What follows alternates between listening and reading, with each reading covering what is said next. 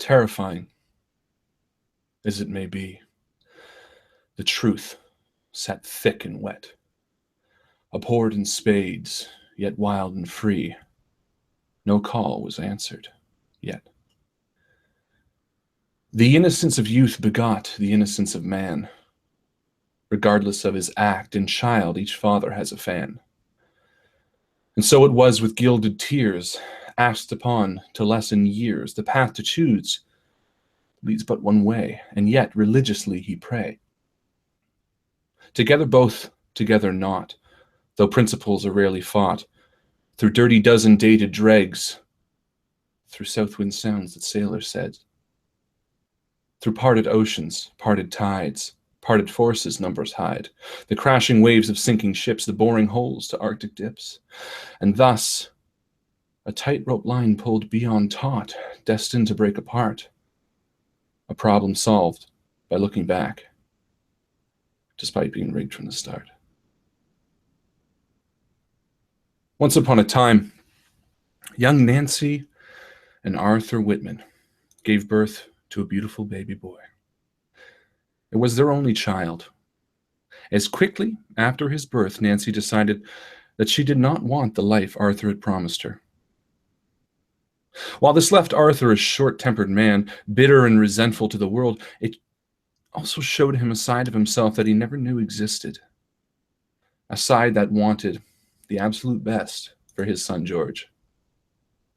Arthur poured himself into raising his son, taking 3, sometimes 4 jobs to be able to afford the life he felt his son deserved.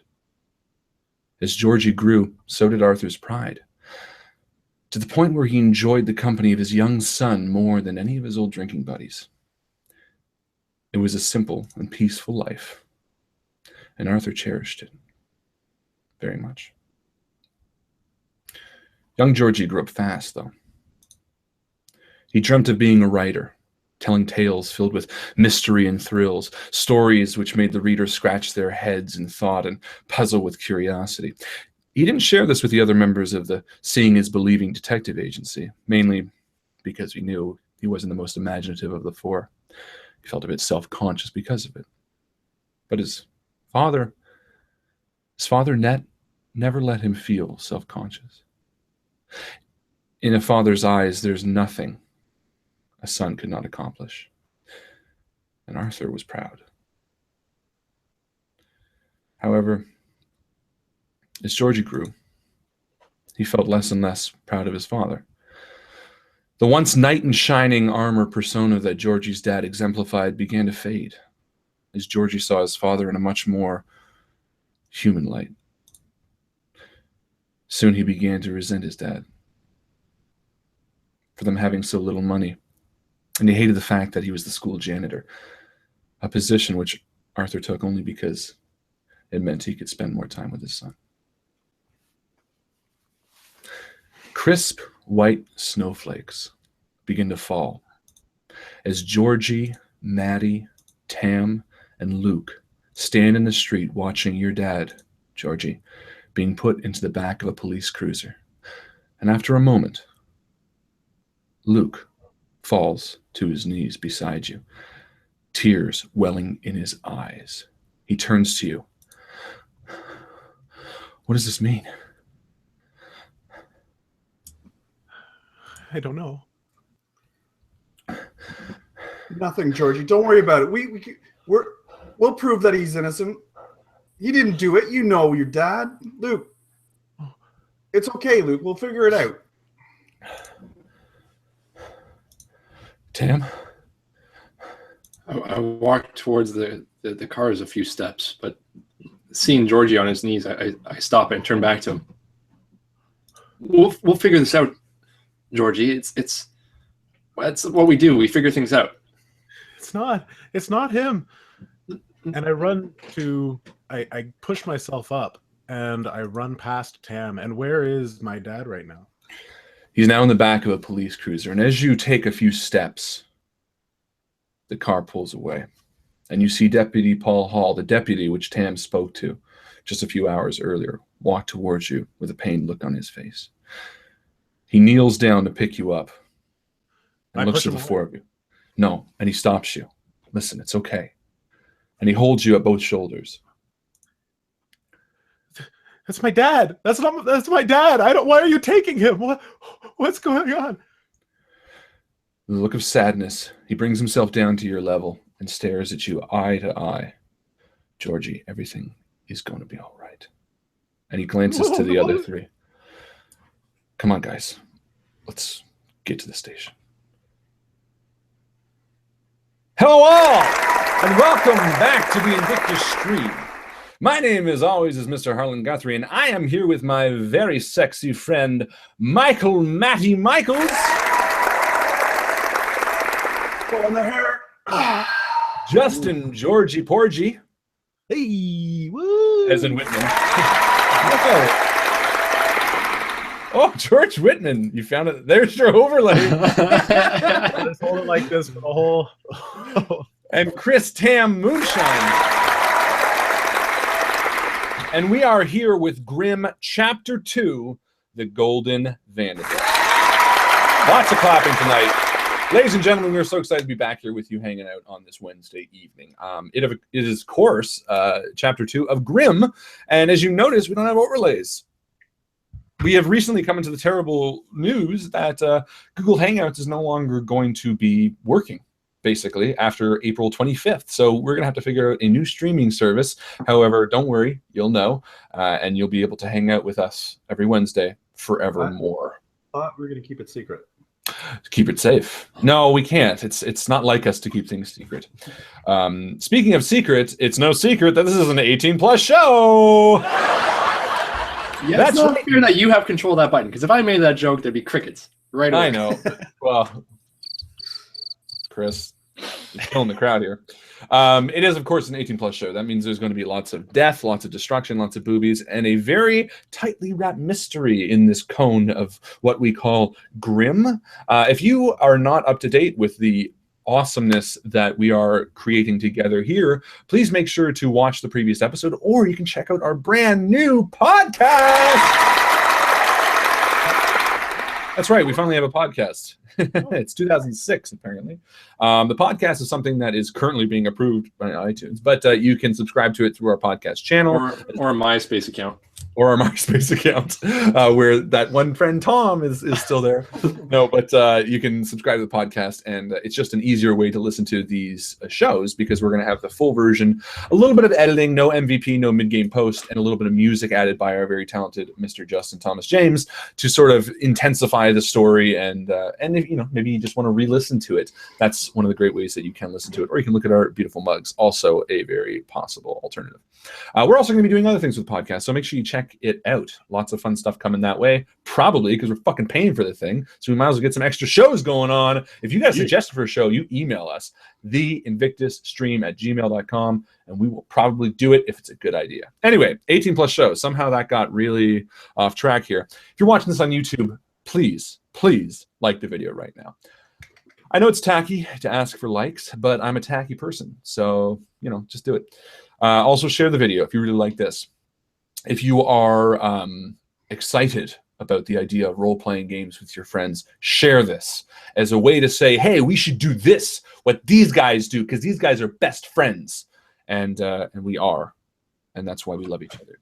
Also, you can follow us on Twitter. We are at Invictus Stream. And most importantly, make sure you like and join our Facebook group. Joining the Facebook group means you get to talk to all the cool people who also like role-playing games. Like Sean Sprague just did. What? Who? Hey, Sean Sprague. Sprague or Sprague? Or Sprague. Maybe it's more Italian. Spaghetti. Yeah. See, there you go. Join the Facebook group. You get made fun of for no reason. You did nothing wrong. You're a nice person, probably. Or maybe you're not. I don't know. Maybe you deserve that. If you deserve that, you know you did. So join the Facebook group. You can also earn MVP by posting in the Facebook group during the week. What is the MVP? Well, it is a way that we reward you guys for being awesome. So without further ado, I'm going to throw it to Mike to read out who the MVP is. I don't know why I did a drum roll. Take it away, Mikey. Again, another fabulous week of posts from contributions from you. This week's MVP is going to go to Mr. Wait. Greg Boone! Dun, dun, dun, dun, dun, dun, dun, dun, dun, dun. Y'all ready for this? For what post, Mike? How do you get people to take that step from video games to tabletop role playing? And is it just a step too nerdy, too geeky? How do you get them to do that? And there was a lot of comments, a lot of feedback from you guys on suggestions that you do, and it's fantastic. So check it out if you want to get your friends to take that little leap. Well done, Greg. MVP. And it is a tough leap to get from that to that. I think maybe, I don't know. I think it's a different mindset, really. Video games can be very mindless. You know, you don't have to worry so much about it. Role-playing game can also be mindless. So really, I guess it just depends on how you play. So well done, Greg. You're a fantastic and beautiful human being. Thank you, Michael, for the MVP. Now, remember, we're going to stop the action halfway through this game for the mid-game post, and we're going to give a chance for you guys to answer a question. First person to answer the question will also get 1 XP. And finally, we're going to end this game tonight with the end game XP, where we are going to reward XP to the most valuable comments, I guess. Doesn't necessarily have to be valuable, just maybe funny, entertaining, or helpful suggestions or comments during the game. So these guys, as well as myself, are going to be looking at the Facebook group while we're playing to look for that kind of stuff. So we have a lot to step into this world. Last week, a lot of exciting stuff happened. We found out Luke's sister, Jane, died. Twist. We were all attached to that character. Yeah, right? The trailer literally says who killed Jane Lawrence, but and the title's called The Death of Queen Jane. But Shyamalan. Yeah, exactly. His current movie twists, yeah, maybe. So Jane passed away. Luke was pretty upset by it. They tried to track down a little bit of information. They spoke to Jane's best friend. They looked through her things in her room. They found an inky piece of paper. They found a note. They haven't found much. So, you know, maybe they need some help. We did learn from Luke at the end that Jane had been seeing someone. Oh, that's right. Yeah, that's true. I forgot about that. I wonder how that turns out. Freaking 12. No, I'm just kidding. You guys are doing fantastic, and the community is fantastic, and everybody is fantastic, and you know, I love everything. That is it for me. We're ready to start chapter 2. Please, if you're watching this, like this video. Comment with what you enjoyed about it or what you'd like to see more of. Comments are always fantastic. Last game, this game, every game. Go ahead and let us know what you like, what you don't like, or just say hi. We always appreciate the feedback or just the conversation. We get lonely. That is it for me. So, without further ado, let's start. This is called GRIMM.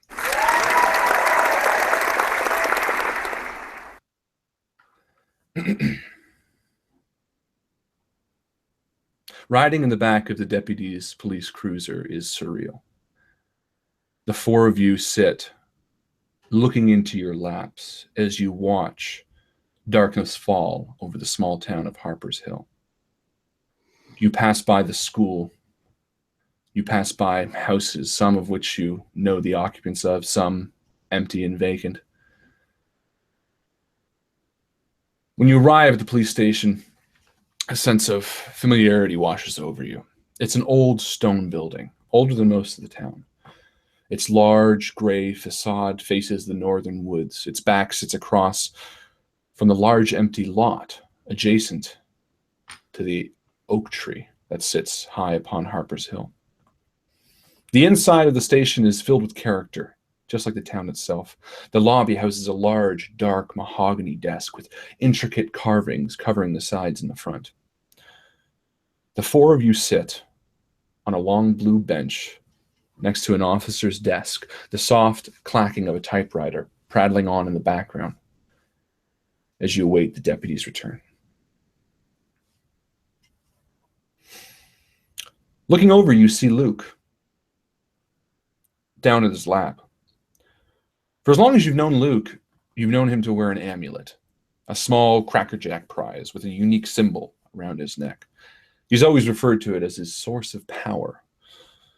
You know that means a lot to him. In fact, there's only been a few times you've ever seen him take it off. Once at a water park in Bangor, because he was afraid he might lose it. Once when his mom Charlotte forced him to take it off at his grandmother's funeral.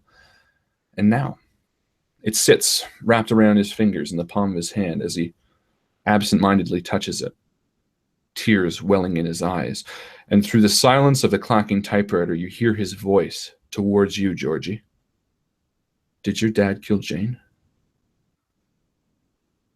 And I look to Luke. And don't be a doofus, Luke. Of course he didn't. I don't know what to tell you, but of course he didn't. How dare you ask me that? Where is he anyway? Where are they keeping him? Why did they arrest him then? Why did they put you back? I don't know. That's what we're finding out, Luke. Why are you asking me that? I don't know. I know as much as you. Okay? We'll get to the bottom of it. Of course we will. It's what we do. That's right.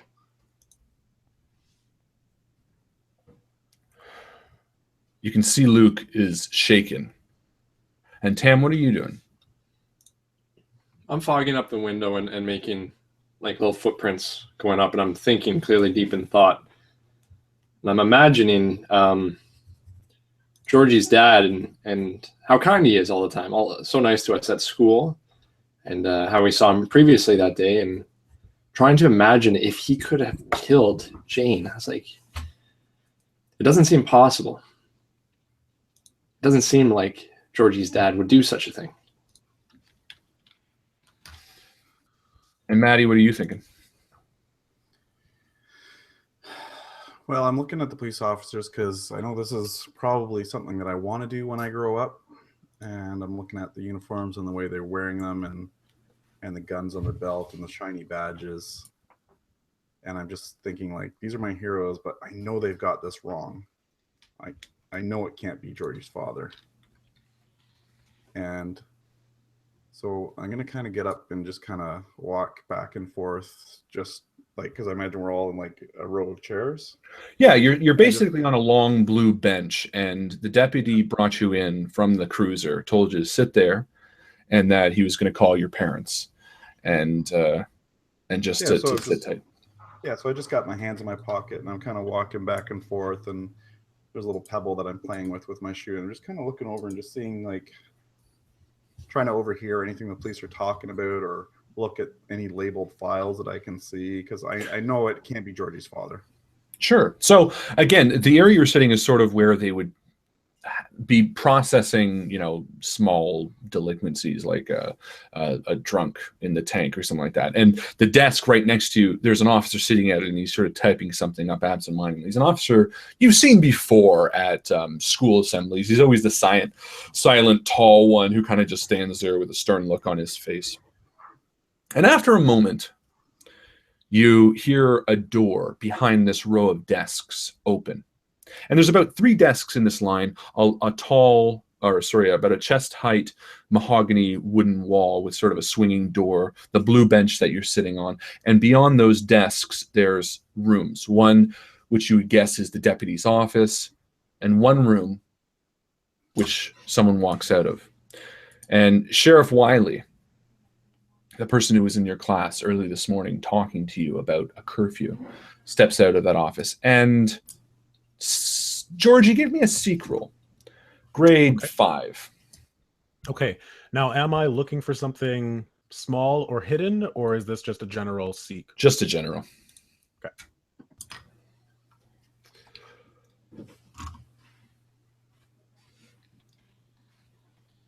Okay, so I succeeded at grade 4, so I do not. Failed. That's fine. But as the sheriff opens the door, each of you turn, and you notice a figure in the room that he just left. Can I quickly react and is he coming towards us? The officer? The sheriff. Yes. The sheriff is, okay. Yeah, it looks like he's sort of walking towards you guys. And as he does, Mattie, you sort of get this intimidated feeling from him, and you sort of quickly scooch back down on the bench. And he walks over and he removes his hat, the same hat he wore this morning, and he scratches his balding head. And he sort of looks at you. Luke's still looking at his own lap, and the sheriff sort of absentmindedly nods to Luke specifically and then addresses the remaining of you, the four of you. Kids, look,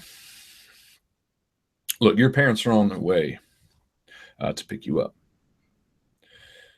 You've had a tough day. And he says so, specifically looking at Luke. So we're going to let you go home. Georgie, and he sort of crouches down across from you, Georgie, to be to your eye level. Georgie, your dad's asked to speak with you. Now, it's your choice. You don't have to speak with him. We're going to be watching them. Of course I want to speak with him. All right. Well, listen, we're going to be watching no matter what. Officer, if you need a character witness, I will be a character witness. And he sort of smiles at you. All right, Tam, I appreciate that. And if we do, you'll be the first that we ask. I appreciate that. Georgie, we have not charged your father with anything just yet. So if you want to speak to him, you can. And he sort of stands up and puts his hat back on his head. And I'm kind of sputtering. I'm trying to think of the right thing to say, but it doesn't come to me. And before I know it, I'm following Wiley. Well, he hasn't left just yet. So he kind of stands up and you stand up next to him. And he sort of puts a hand on your shoulder in a caring way. He says, all right. And he turns to you, Mattie. You're Michael's boy. Peter's your dad, right? All right. You sit tight. He's on his way right now. Same with your parents, Tam, and I'm sure and Luke. Georgie can sleep at my house tonight, officer, if he needs a place to go. Because I'll talk to my parents. I'm sure they'll be fine with that. If Georgie's okay with that, I'm sure that we can get him stay. I mean, I know you're probably not going to keep his father long because I know you probably don't have anything on him because there's no way he did it. All right, Georgia, is that all right with you? That sounds like an awfully nice gesture, Mattie. If that's okay, I'll speak to your father about that.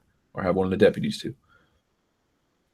Appreciate the offer. Now remember, boys, curfew's at 8, just in a few hours, so stay safe. If you want to wait for your friend, he shouldn't be long. And again, with sort of a woeful look, he turns towards Luke again, who hasn't looked up. And he turns towards the door that he came from, and he opens the wooden, I guess, door, and leads you towards the back room, Georgie. And he gets there, and you see him pull a string of keys off of his belt. And he unlocks the door, and they snap back, and he opens it up. And just before you go in, he says, we're going to be watching. Just in case you get uncomfortable, you just let me know. Just turn towards the glass behind you and tell me that you're done. And as he shuts the door, you see your dad sitting at the table, his hands cuffed to a piece of metal protruding from the center, and with wet eyes, he just smiles and says, Georgie. What's going on? What's going on, Daddy? Let's talk.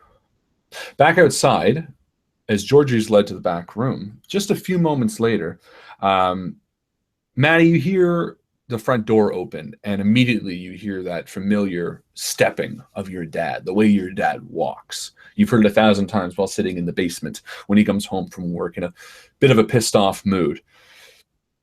And you see him walk straight through the lobby up to Deputy Paul, the very kind deputy who drove you guys here. And as he walks up, you remember Paul speaking to you now on the way here. Again, you guys were sort of in a bit of a trance, and the words sort of start coming back to you. Is everything all right? Everything's going to be okay if you guys need to talk. And you see your father walk up to him, and they begin sort of talking to each other quietly. And together, both actually shoot a look towards you and then back to each other, sort of nodding. Give me a seek roll. Grade 7. Okay. Judging by my father's footsteps, yeah, nothing. I got sorry, we roll 1 or 2? Just 1. Okay. So it's just a grade 1. Okay. No, you sort of see their mouths looking. Your dad has a concerned look. The deputy sort of nods and looks towards you, and you try to give a listen. Sorry, just judging by his footsteps and the way I recognize that mood, I just turn to Tam and say, Tam, sometimes my dad gets angry.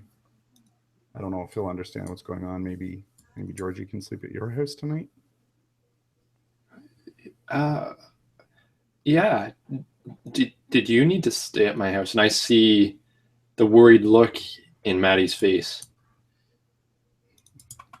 I think maybe I'll ask. I don't think my dad will let me, especially since he's already here. But before you can finish, you see your dad walking over to you, and immediately the face that you've become so familiar with, this angry sort of face, melts, and he walks towards you, almost shaken.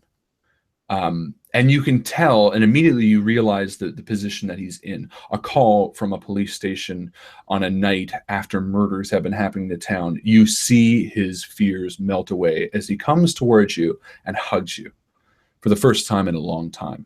And you can hear him quietly saying, "I am so happy you're safe." Yeah. And I put my arms around him. I'm like, I'm glad to see you, Dad. Thank you. Of course, I'm safe, though. We look after each other. And he sort of nods and looks at Tam and looks at Luke again, who's looking down. And all of a sudden, a voice cuts through the lobby. "Where's that motherfucker?" And you see eyes shoot up from Luke as Mr. Lawrence comes steaming in through the lobby. Georgie, you sit down in the metal chair across from your dad, who breathes a sigh of relief as you sit. "Are you okay? Is everything all right?" Yeah, I'm fine. I'm fine, Daddy. Why did they take you? Listen, there's been another. Your friend Luke, his sister, you remember today when the sheriff I came? know about Jane. I know about that. Did they think you did it? And you can feel your voice beginning to sort of shake. And he reaches his hands out to kind of make you feel better. And they lock in the chains of the table. And exasperated, that temper sort of bubbles for a second. "Georgie, you have to believe I would never, ever do anything." I know, Dad. And I go in and I give him a hug. And as you stand up, he sort of reels back. He says, No, Georgie, it's best you don't. Just stay there. I'll hug you when this is all cleared up, okay? It couldn't have been you, Dad. It couldn't have. You were home last night. Georgie, listen, I know. Listen. They're going to say some things about me, things that are true, but I don't want you to pay attention to them because a lot of them are going to be lies. It's important that you listen to me now. And you can see as he's talking, his own voice is beginning to shake. I never wanted anything for you but the best. And Georgie, you are too young to be going through this. And I'm so sorry I have to ask. But I need your help. And you can see he's pained in asking. A father, a man whose responsibility is to make sure you're safe, to never have to be in a situation to ask anything of you. You can see it pained him to ask as he waits for your response. Yeah. What, Dad? What? And he sort of shifts a bit to be between the glass behind you and your head. Georgie, there isn't anyone else I can trust in this town. Your mother,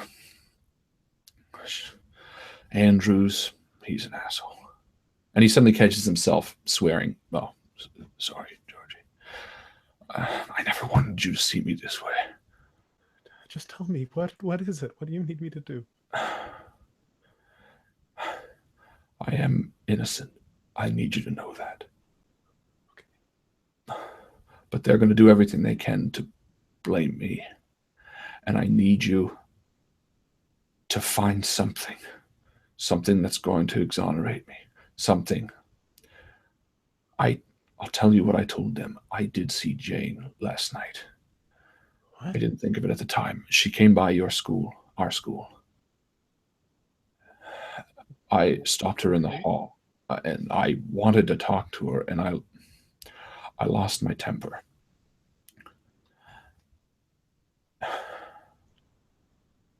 And you can see the tears begin to form in the corners of his eyes.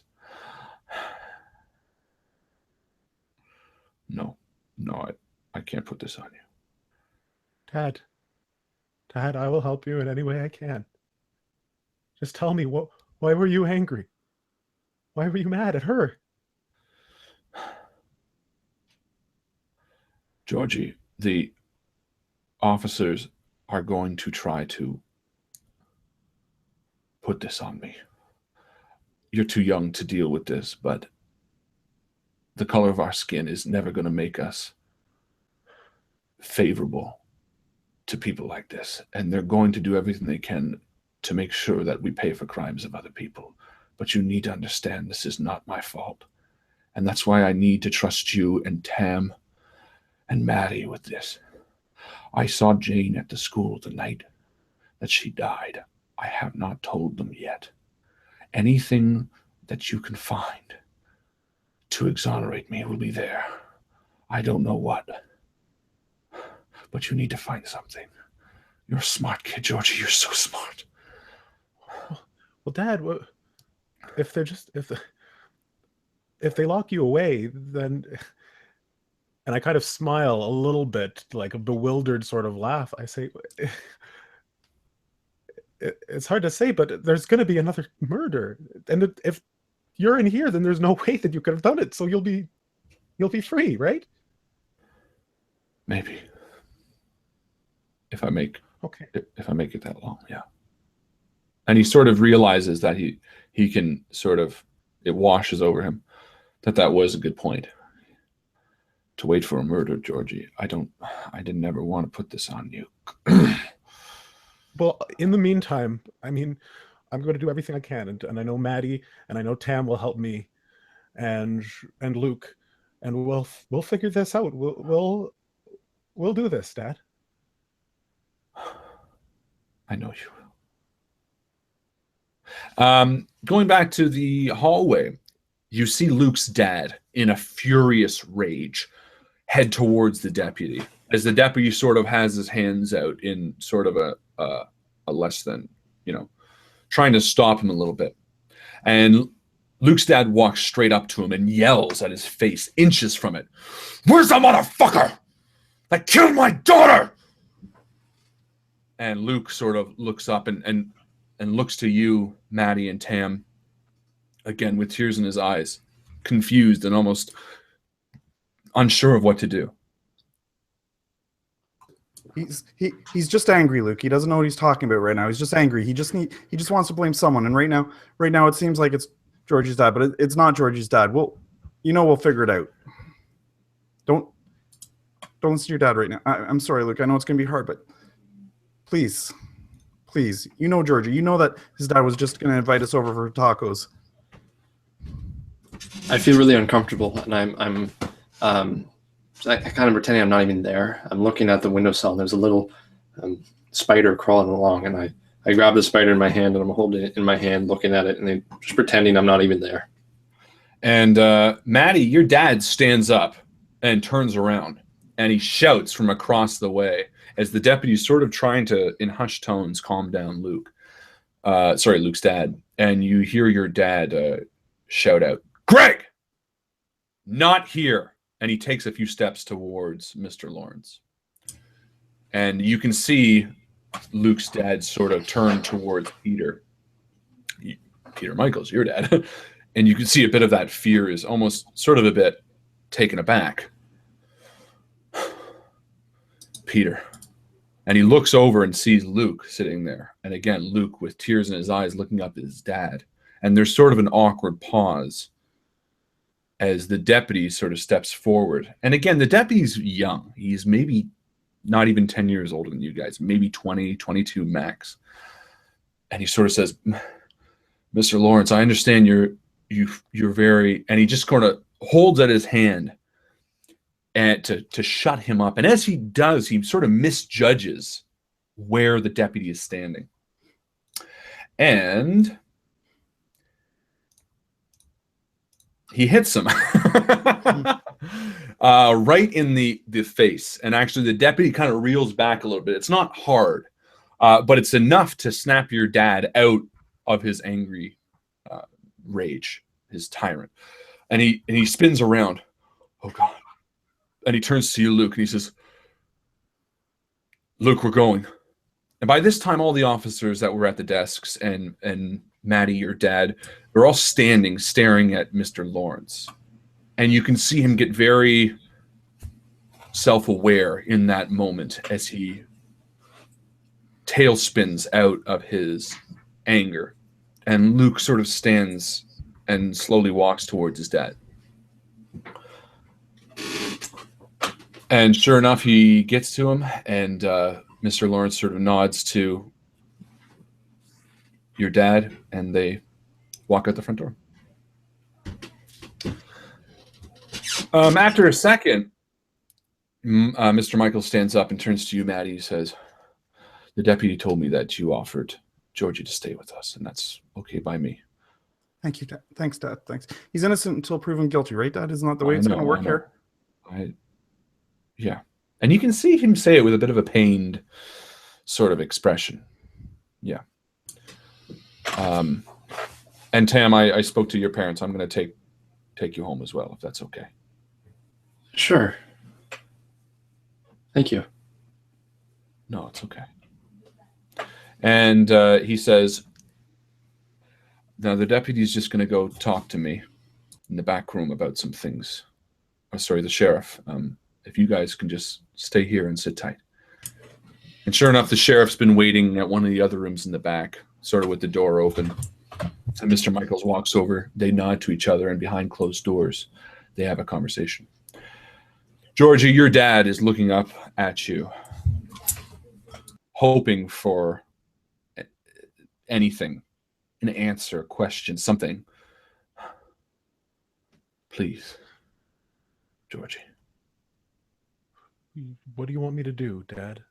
What do you need me to do?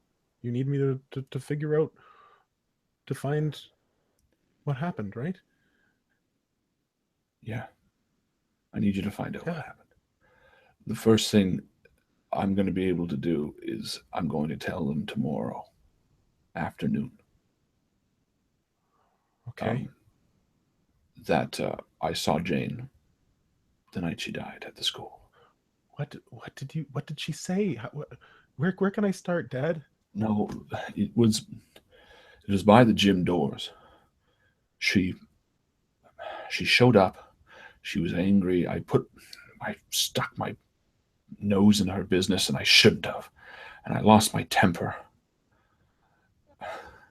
They're looking for something to stick to me. You need to find something to prove that. And you can see he's flustered. I don't know, Georgie. I have no idea. I have no idea. I don't know. I don't know how.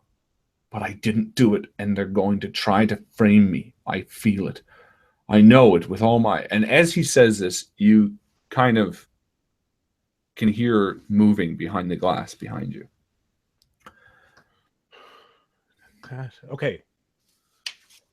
I'm going to use an ability. Sure. I am Georgie's scared right now, and he's afraid that he's missing something. That there's some key question, some piece of information that he could glean from talking to his dad. We won't be able to talk to in the next little day, who saw Jane. So I'm going to use the ability Insight. Okay. It says, once per scene, by spending his turn and expending one imagination, the nerd may ask the narrator a question he or she must answer, although she can be tricky or circumspect. Sure, what's your question?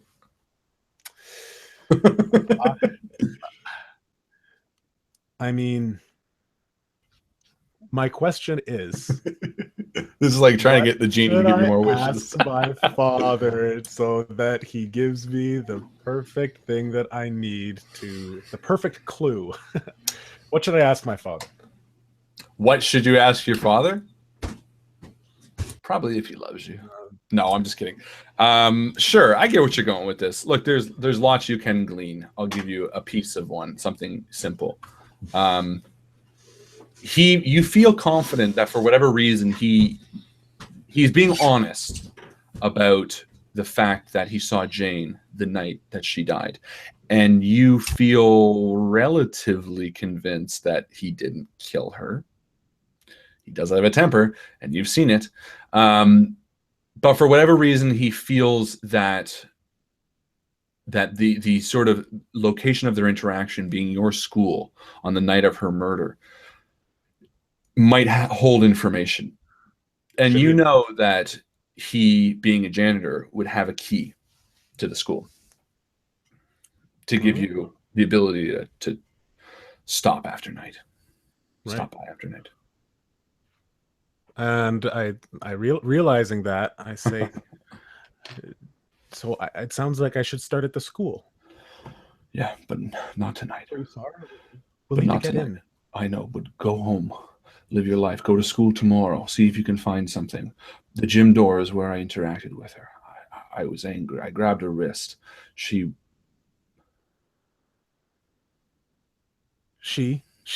What, Dad? We don't have a lot of time. I don't know. Did she fight back? No, nothing like that. Listen, there's a key in my sock drawer. The police are going to be searching the house. You must get it tonight. But go to the school tomorrow night. And before he can finish talking, the door opens. And that officer, that stern-looking officer, who sort of was... He was, been in all the presentations. He sort of walks in and says, Georgie, I think that's time. And you see your dad sort of look up at him and back to you. Daddy, I love you. I love you. It's going to be okay, Daddy. Georgie, I love you so much. Be safe, please. Okay. And with that, the officer leads you out and shuts the door behind you. And as you walk out, you see Mr. Michaels entering a room with the sheriff next door. And Tam and Mattie sort of look at you with wide eyes from the bench. And Luke is no longer there. And the officer leads you back to the bench. Just wait here, kids. Your dad shouldn't be long, Mattie. Okay. And I go to Tam and Mattie and Luke. Is Mattie gone? Sorry? Luke is gone. Luke is gone. Mattie's still there, though. Mattie is still there. Okay. So I go to the two of them, and I sit back down on the bench. And I take a deep breath. What did he say? This probably isn't the best place to talk about it. We should go somewhere else. I'm going to go stay at Maddie's house. Is there... Okay. Yeah. Yeah, we're all going there tonight. Well, I mean, Luke's not, but... Well, I've got a few things I got to pick up from my place. Can we swing by there first? I bet, well, probably. My dad will probably swing by Tam's as well to get, clothes for tomorrow or something. And as you're talking, the deputy walks over. Just pinching the nose from where Luke's dad hit him. And he, again, sort of looks down at you guys. It's been a rough day for you kids. You guys all right? Yes, officer. And he looks to you, Georgie. You're going to let Georgie's dad go tomorrow, right? And he sort of looks around. You can see he's a bit conflicted. And he says, yeah, of course. I don't understand what you even have on him. Listen, kids, I think you're good kids. And he realizes even referring to you as kids, it feels weird. He's so young himself. He says, look, guys, I don't think your dad's guilty. I honestly believe that. Well, I don't know what he talked to you about in there, but whatever you guys are going to do, good luck. Let him go. what can we do to help? I don't. And he sort of, you can see he kind of wants to share, but I mean, this is his badge. Well, I'm gonna do everything I can to prove that he's not guilty. I stand up. Okay. And he sort of nods to you and backs away. I'm gonna try rolling some luck here, Okay. and just see if, with a little bit of luck, if he just ends up giving us something. Sure. Or cool.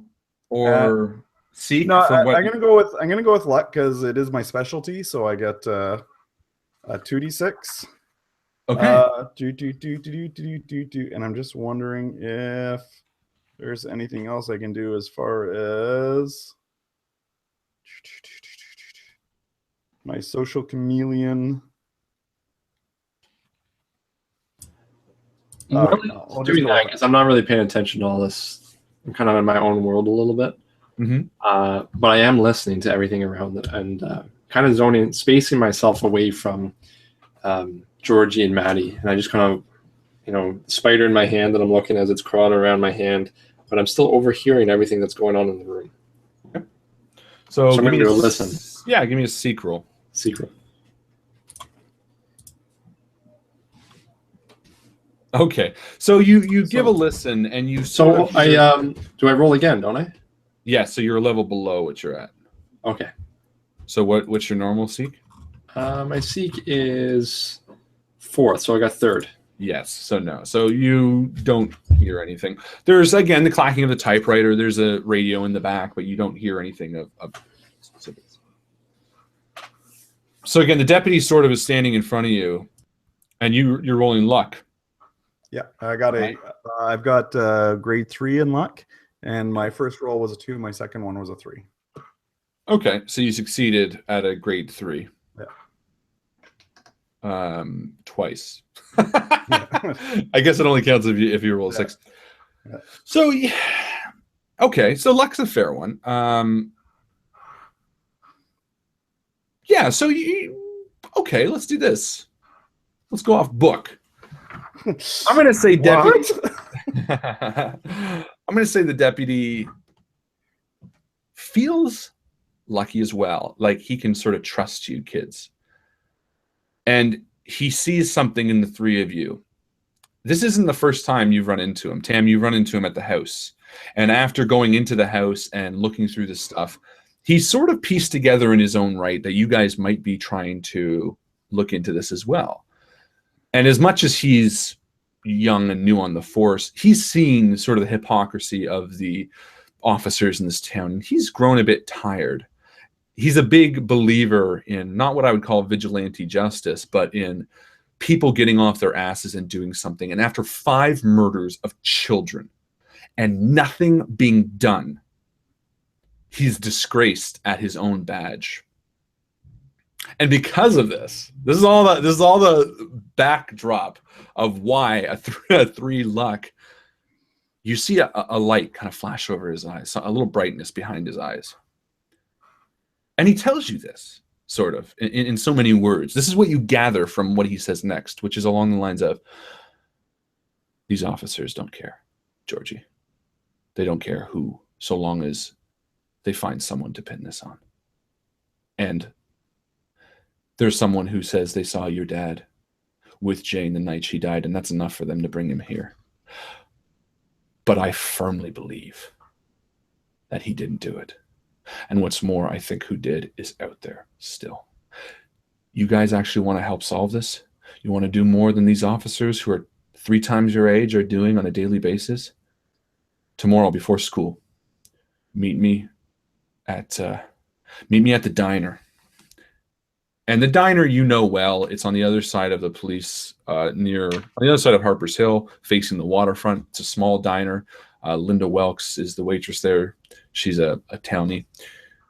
Meet me there. I'll buy you kids breakfast before school, 6:30, before my shift starts. We'll talk. And he kind of stands up. And as he does, you see the door that Sheriff had Mr. Michaels in with open, and Mr. Michaels walks out. Sure enough, he walks over to the 3 of you, kind of nods and says, "All right, kids, let's go." And as you stand up, each give me a seek roll real quick.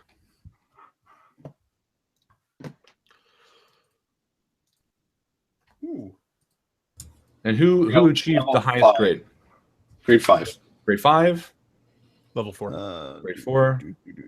I got a grade 4, yes. Okay. Tam, you stand up and you put the spider back on the window. And as you do, you look down and you see Luke's necklace. Not discarded or dropped, but sort of left in a neat pile. I grab the necklace and I look at the spider. I put the necklace in my pocket and I open the window for no one to see. And I whisper to the spider and I say, "Don't worry, we'll make sure we get you out of here." And I kind of look towards the door where the dad's being kept. And I push the spider out of the window onto the cell.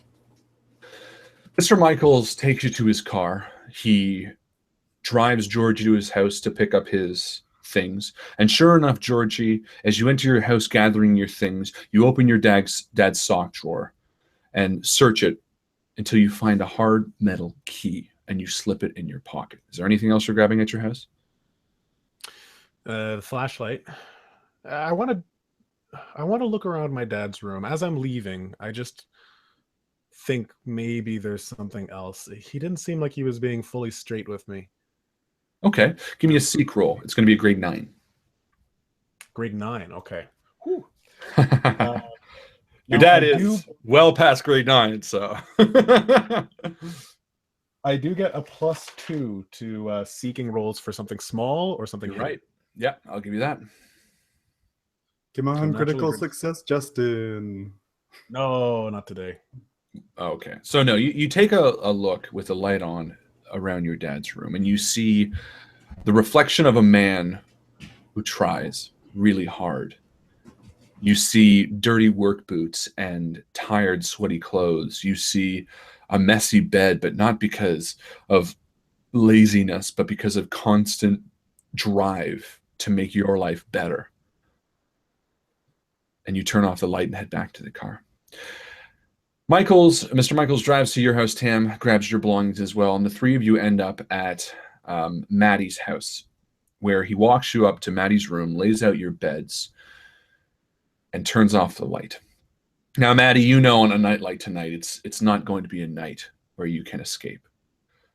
It's a night of reflection and a night of sorrow. Georgie, you're standing at the top of Harper's Hill, where the large oak tree stands, except you can't see it. You try to move, but you cannot feel, for your arms and legs and forehead are bound to something behind you. Slowly, you feel the tree growing at your back, and you realize that you are bound to the tree. You see Tam walk towards you up the crest of the hill, and she stops 10 paces from you and smiles. Then she walks up, opens your mouth, and pulls a small piece of bacon from her pocket and shoves it down your throat as you cough and gurgle. As she leaves, you feel the tree begin to grow around you, consuming you slowly and painfully as Tam skips away.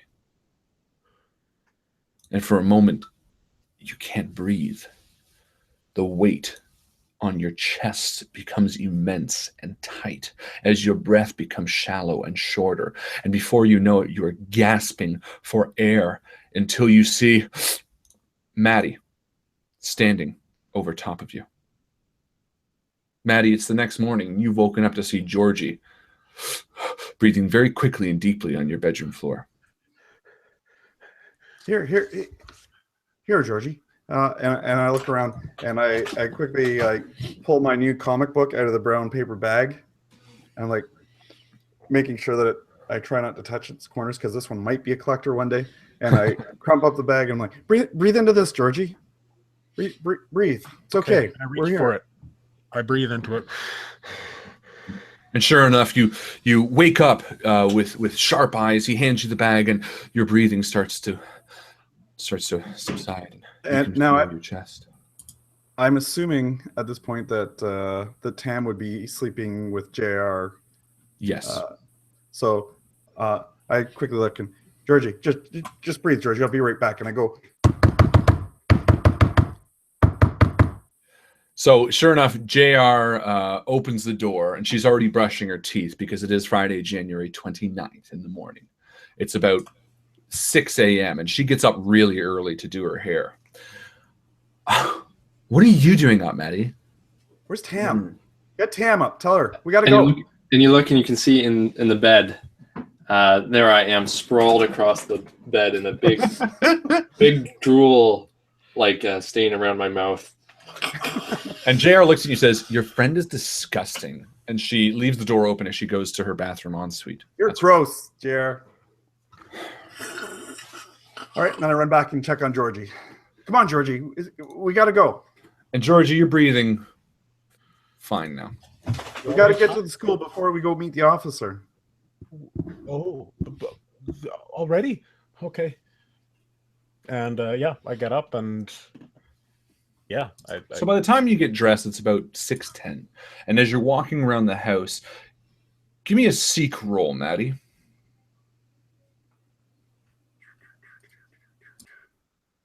I performed at my level, which is grade 3.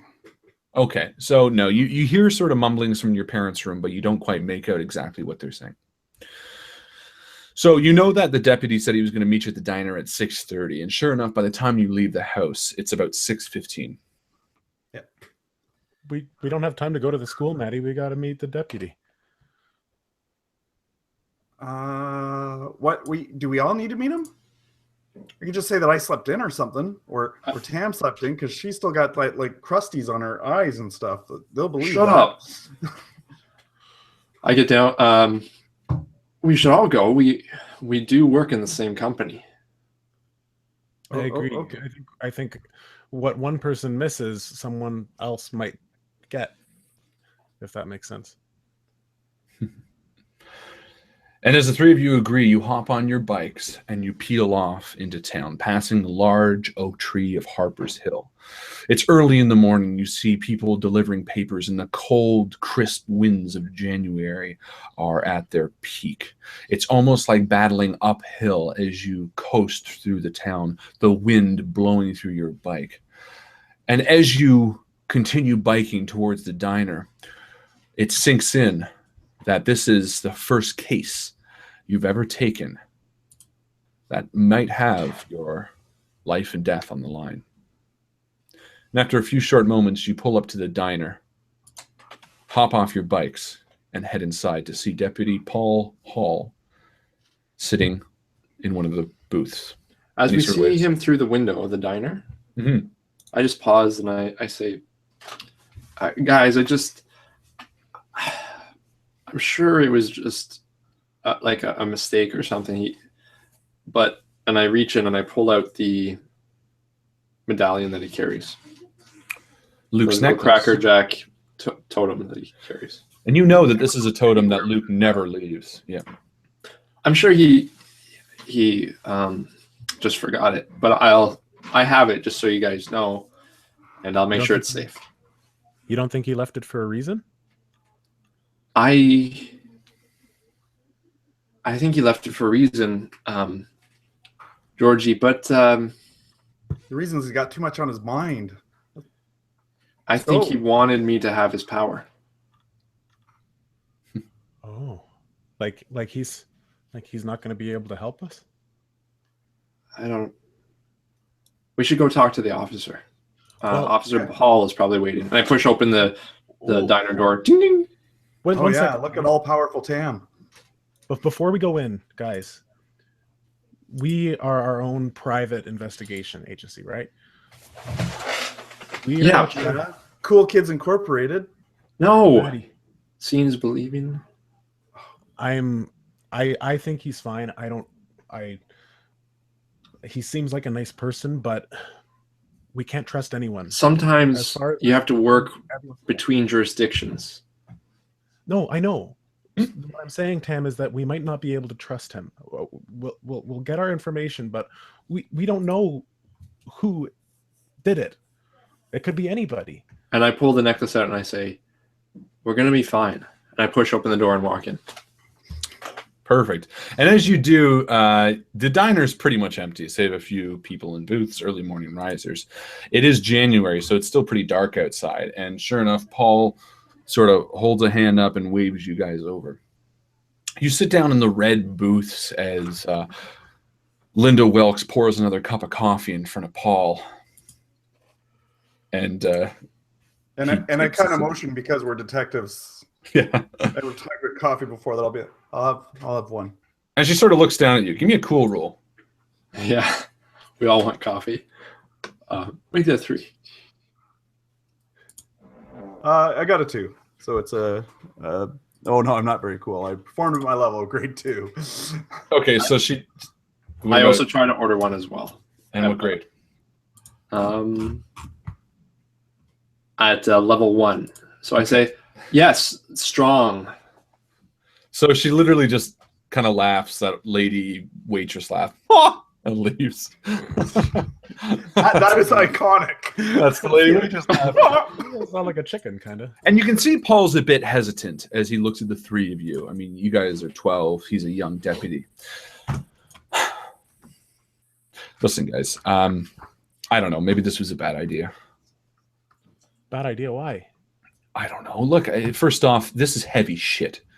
A lot of this stuff is beyond what you guys want to worry about right now. I promise you. And secondly, I could lose my job. We'll make sure that nobody else hears about this. And I look around the busy diner. No, it's pretty empty at this point. Oh, okay. Yeah, it's only a few people. And he says, I'm not so concerned with that. It's Right. guys, you need to understand, if you're looking for really deep information, I don't know. And you can see he's hesitant, and he needs a statement of sorts to make him feel better. Okay, so what I'm going to do is I'm going to use my social chameleon skill, and I'm going Perfect. to use the dreamer. Okay. Because as a social chameleon, I get to I can pick a trait from any of the classes. That's right, to be your iconic trait. Yeah. So I'm going to use dreamer, which is spending an imagination point to accomplish anything. Okay. And I'm just going to spend it and get him to tell us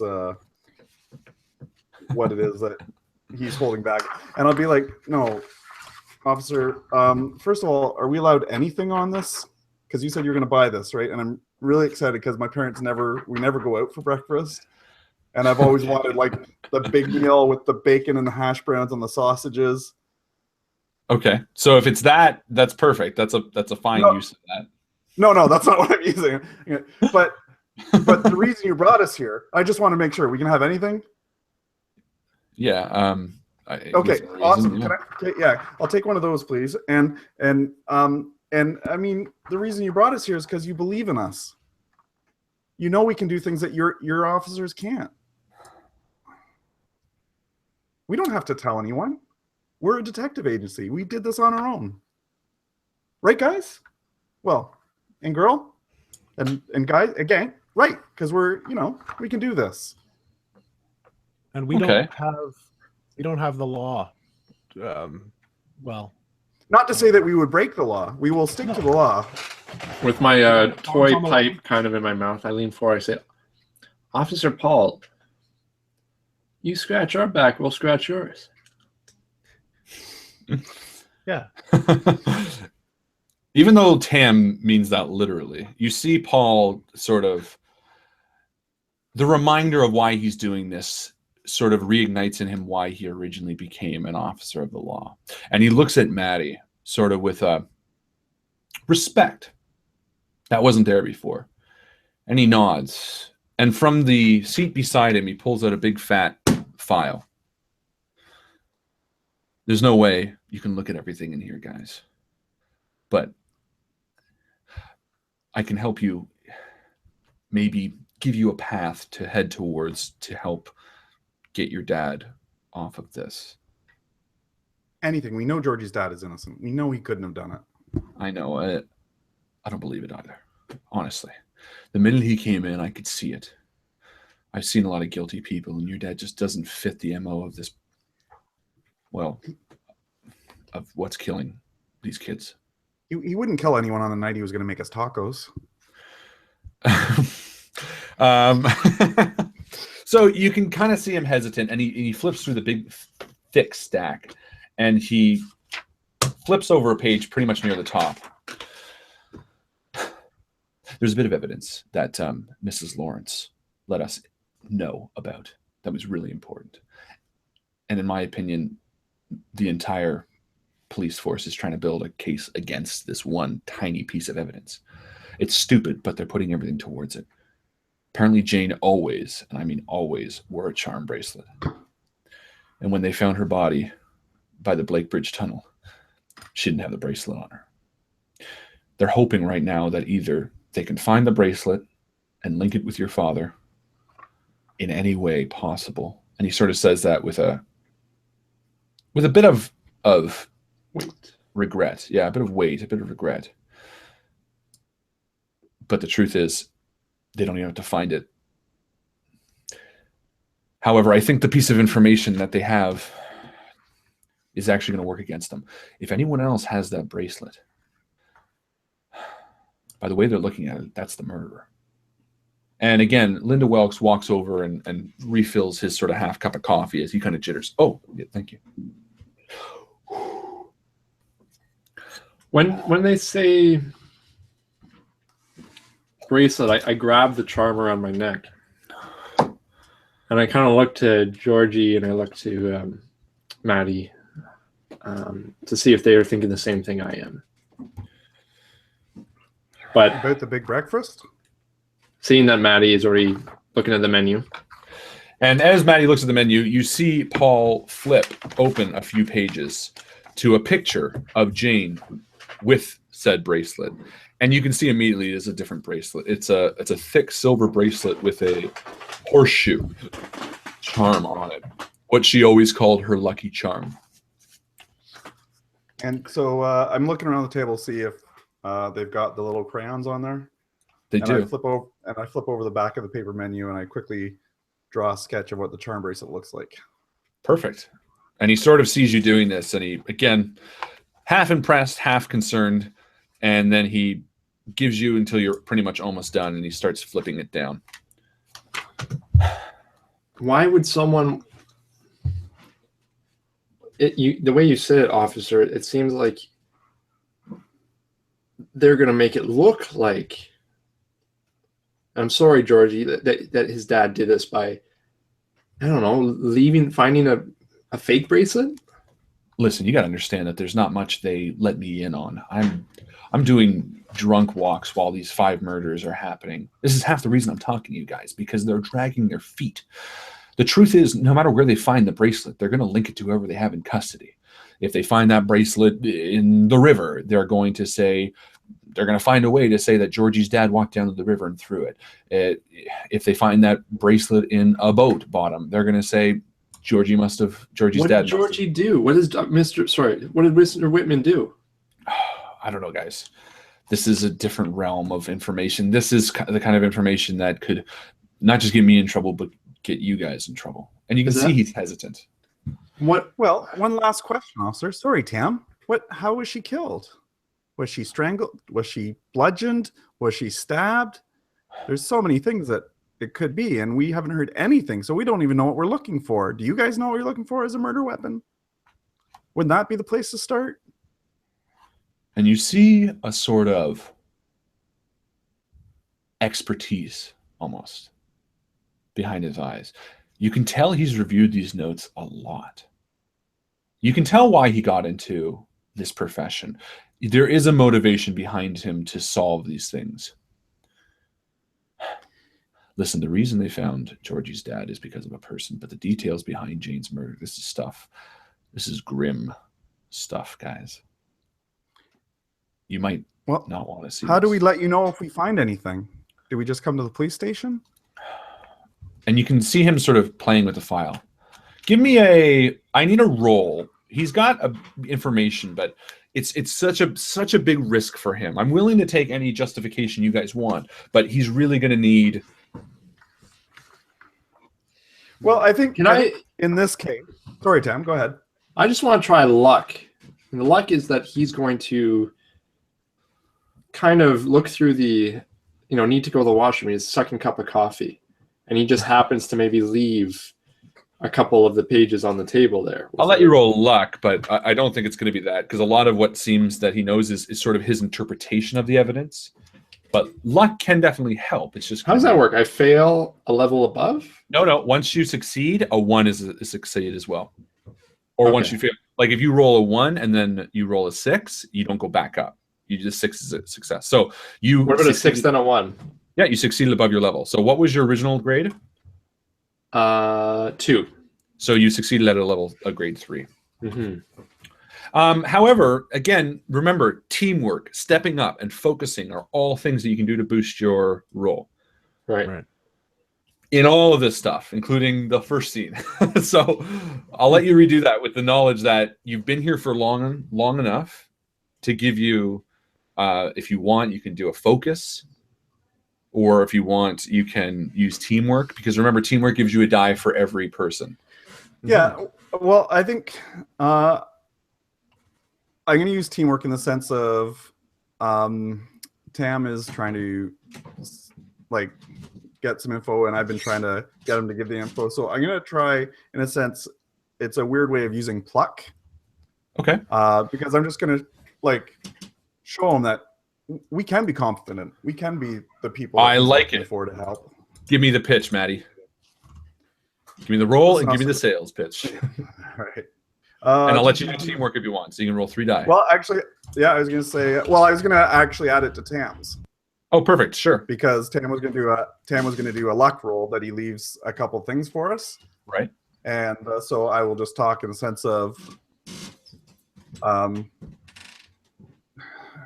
listen, officer, I understand you took a huge risk, even just bringing us here today and sharing the information you have. But you know as well as I do, we've discussed it before, you don't believe in your team right now. And to accomplish anything, you need a team. A team like the 3 of us. We can get things done that you can't, because you don't have your team behind you right now. They're not even starting to look in the right place. At least give us the information we need to start to look in the right place so we can get it to you, so that we can all work together to get Georgie's father out. Jane Lawrence is the 6th of 5 other murders that have happened in the last 2 months. I know you guys have heard about this. What they haven't told you is how they've been murdered. Each one completely different, but all with the same characteristics. After the bodies were killed, post-mortem, there was a symbol carved on each of the bodies. And he flips his book to a page, and your blood runs cold. Just to be extra intense. Oh, hold on one second.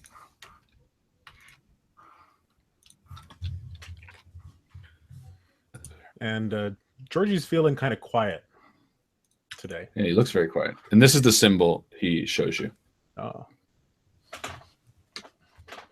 This symbol was carved on each of the bodies, including Jane's. What does it mean? I have no idea. No one knows what it means. But here's part of the reason I know your dad's innocent. Or I have a strong feeling he is. Something's not right about Jane's death. This last symbol wasn't carved the same way as the others. I stole the coroner's report and I photocopied it. Turns out that this last symbol was carved more strategically, almost with a knife, whereas all the other symbols were carved with a blunt object.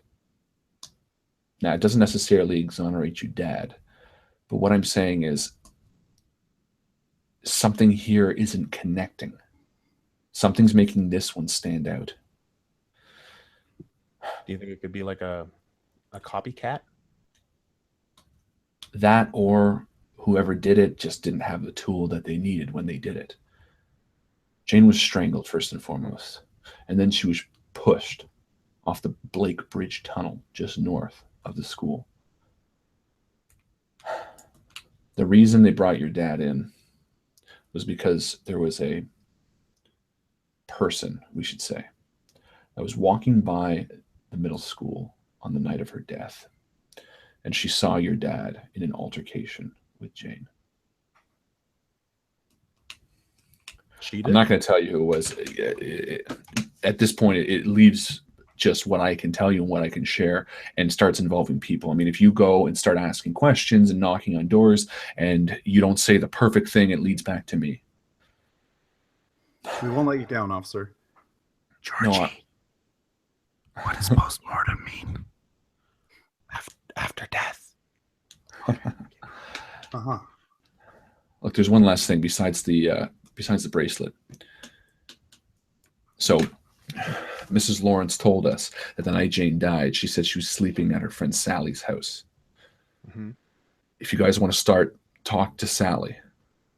We didn't get anything from her, but Sally Cassell's.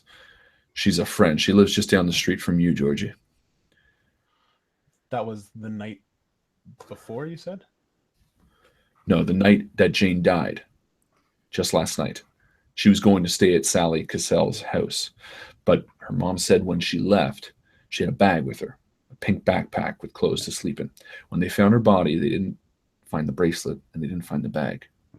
Now, again, I'm piecing together that she was never going to Sally's house, because Sally was just doing that. Hey, you tell your mom you sleep one over here, and then you can go to your boyfriend's place, because Sally knew that she was seeing somebody. Yeah, well, we assumed the same thing. We spoke to Sally and... Oh, no, I didn't say that out loud. That's... Oh, well, but he says the same thing. Now, we spoke to Sally and she didn't corroborate any of the story, but I don't know.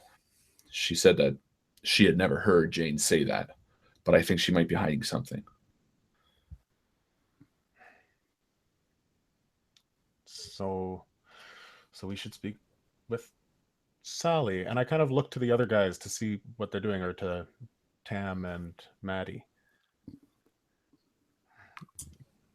The whole time, I'm just thinking about that symbol. I can't try to figure out what it means.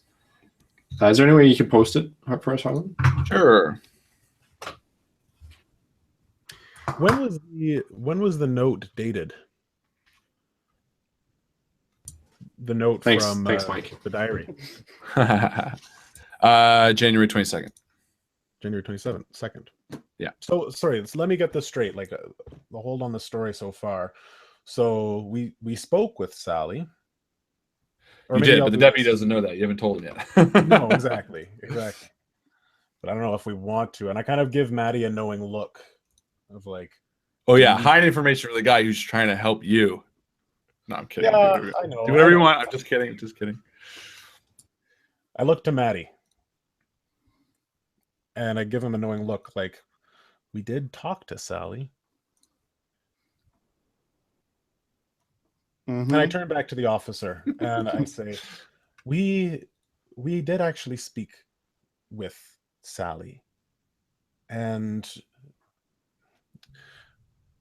just between us, and don't tell anyone else. But apparently she was seeing someone.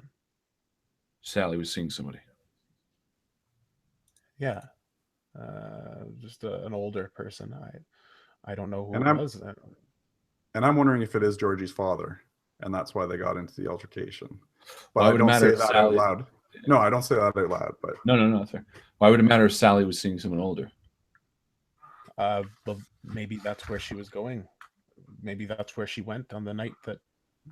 Sally didn't go anywhere. Sally is still No. at home. Sorry, did I say Sally? I meant sorry. I didn't get much sleep. Jane. Jane had an older. You think boy. Jane was seeing someone older? Yeah. No.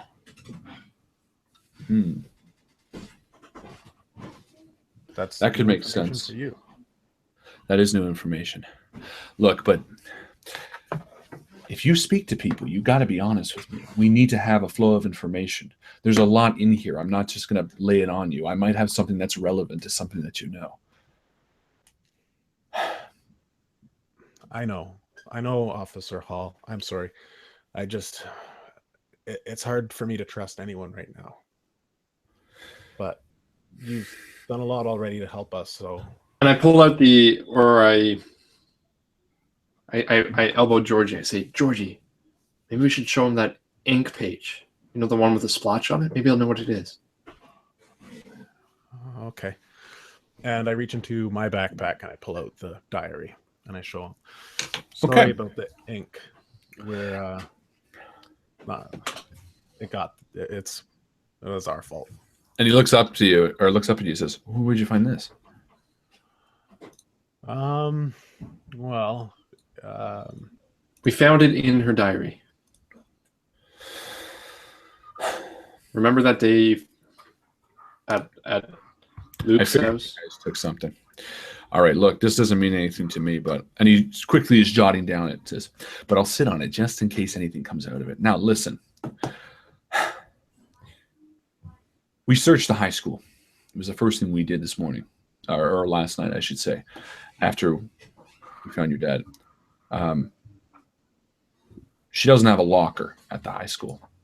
Now, there wasn't anything on it. She has no locker, so we really have nowhere else to find anything she has. You might want to check with Luke just in case there's anything else that she might have information-wise, but other than that, it's the bracelet is what they're looking for. If you have any way that you can help your dad, first off, don't tell me because I'm going to feel obligated to say something. In that case, you keep that to yourself. If your dad told you anything that is important, keep it for now. But if you find anything tangible, let me know.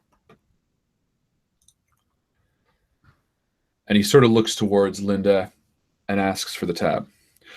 I think you guys need to get to school, though. okay. Thanks, Officer Hall. Thank you, kids, and good luck. And he stands up, he sips the rest of his coffee, he walks over, and he pays his bill, and he leaves. I don't like talking to police officers. How come we didn't get any coffee? I don't know, but you guys should have had some of that breakfast. It was delicious. And Mattie sits with a massive empty plate with yolk sort of spread all over it, wet yolk, and he's just sort of rubbing his stomach. Oh, My eggs. I grab a couple of sugar cubes and I put it in my pocket. Little dish there. Okay, all right. So We got to get to school. We're going to be late. I look at my Ninja Turtle watch. Or no, it would be Thundercats watch. We're going to go. Fair enough. So you stand up, you head out of the diner, and you head to your bikes, make your way to school. And we are going to do the mid-game post. That's right, ladies and gentlemen. It is that time of the game where we invite you, the community, to answer a question for the mid-game post. I am posting the question right now. And remember, the first answer to this question is going to win 1 XP. And that XP can be spent in-game to change the way that these guys play, environmental or otherwise. I am posting it right now. And the question is, it was said in the intro, 90% sure, what is Georgie's mother's name? Good, Georgie? right? Question. It is good, right? I know. See, it's easy for me to do the making post because then I can kind of read what I or write what I wrote, read what I wrote, read what I pick a question based on what I've already written, and I know I'm going to say it. Oh shit! People are listening. Wow. First off, do you guys have any guests? Do you know? I like mom. Mom. Mrs. Justin, do you have no idea? I got no clue. Sorry. Perfect. Well, Lorene got it first place with Nancy. Nancy and Arthur Whitman. Very well done. Wow. All right. Well, thank you so far for everybody who's hanging out with us.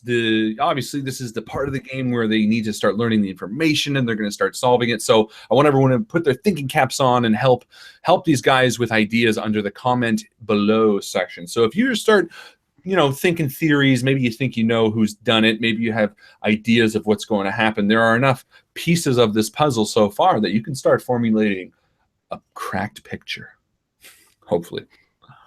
Yeah. All right, ladies and gentlemen, that is it for the mid-game post. It was a nice, quick one. I kind of like it. I like the speed of it. I like the idea that it doesn't totally upset the flow, but I also like the fact that it rewards people who really picked out. And I'm so surprised.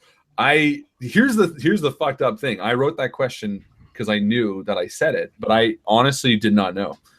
Until I scrolled up and read it, I was like, let me just make sure. Okay, that's who it is. So I would never have guessed myself. That's terrible. And on the downside, we were counting on this taking up at least half an hour, so we'll just... No, not at all. There's so much to pack in. All right, so here we go. Back to the game, my bros.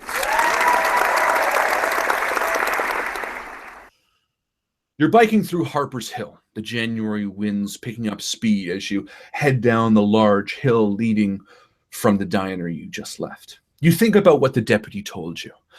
The strange symbol carved into each of the bodies, the children who were killed, seemingly without reason or connection. The most recent death, Jane. And Georgie, most of all, you think of your father, rotting in a jail cell, waiting. Is that funny? No. He asks himself. Why? Why would he laugh? Such a terrible, terrible tragedy. No, It hasn't even been 24 hours, and I'm thinking of him rotting in a jail cell. Well, in the future, if you don't get it done, Right. Your kid, it's always the worst case scenario. It's always worst case scenario. And Tam, you feel Luke's necklace in your pocket, the soft tin pressing up against your thigh. How it's his power, how he always has it with him, and what it meant to leave it behind. Was it symbolic of him giving up hope? Has he lost faith in seeing his believing agency? Was it meant as a gift? Mattie, you bike last, trying to clear your mind of death. The very thought sends chills up your spine. Doubt and fear consumes you very easily when you consider your own mortality. And very quickly, as these thoughts spin through your brains, you show up at the bike rack out front of school. Check to see if Luke's bike is there. Luke's bike is not there.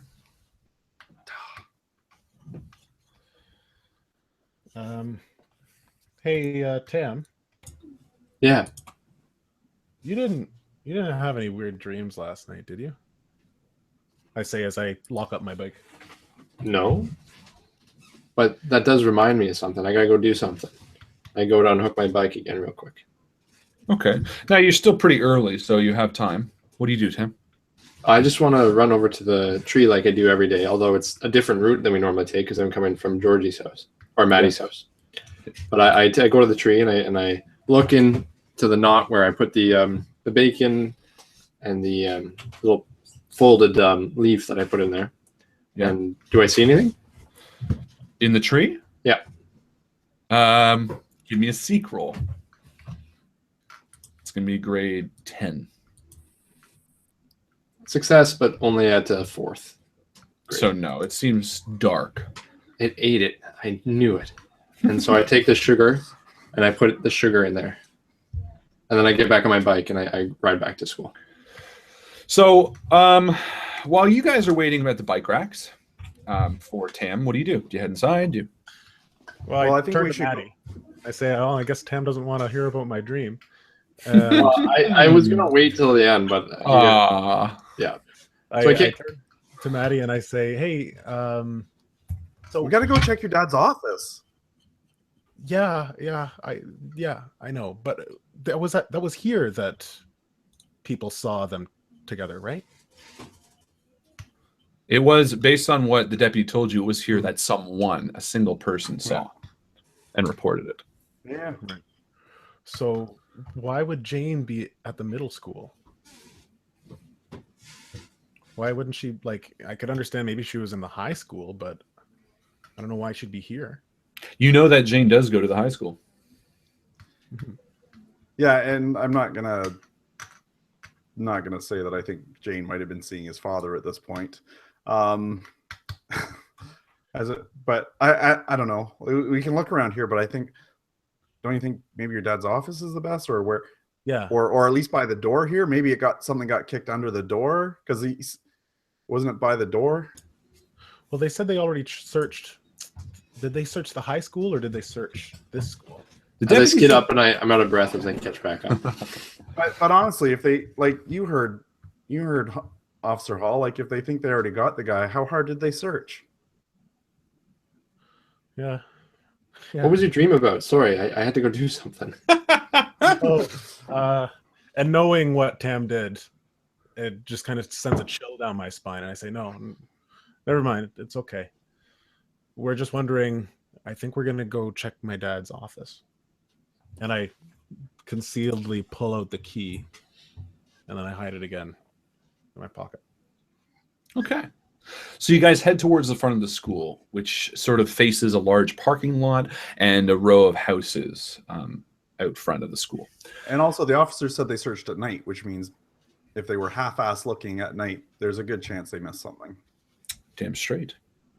You enter the school, and it's still fairly early, but there are kids going about their day at their lockers and whatnot. And you get to your dad's office, a very small little cubby that you've eaten lunch in many times when you felt particularly lonely or wanted to be particularly nice. And you slide the key in, and with a click, it unlocks. Before that, I want to be lookout.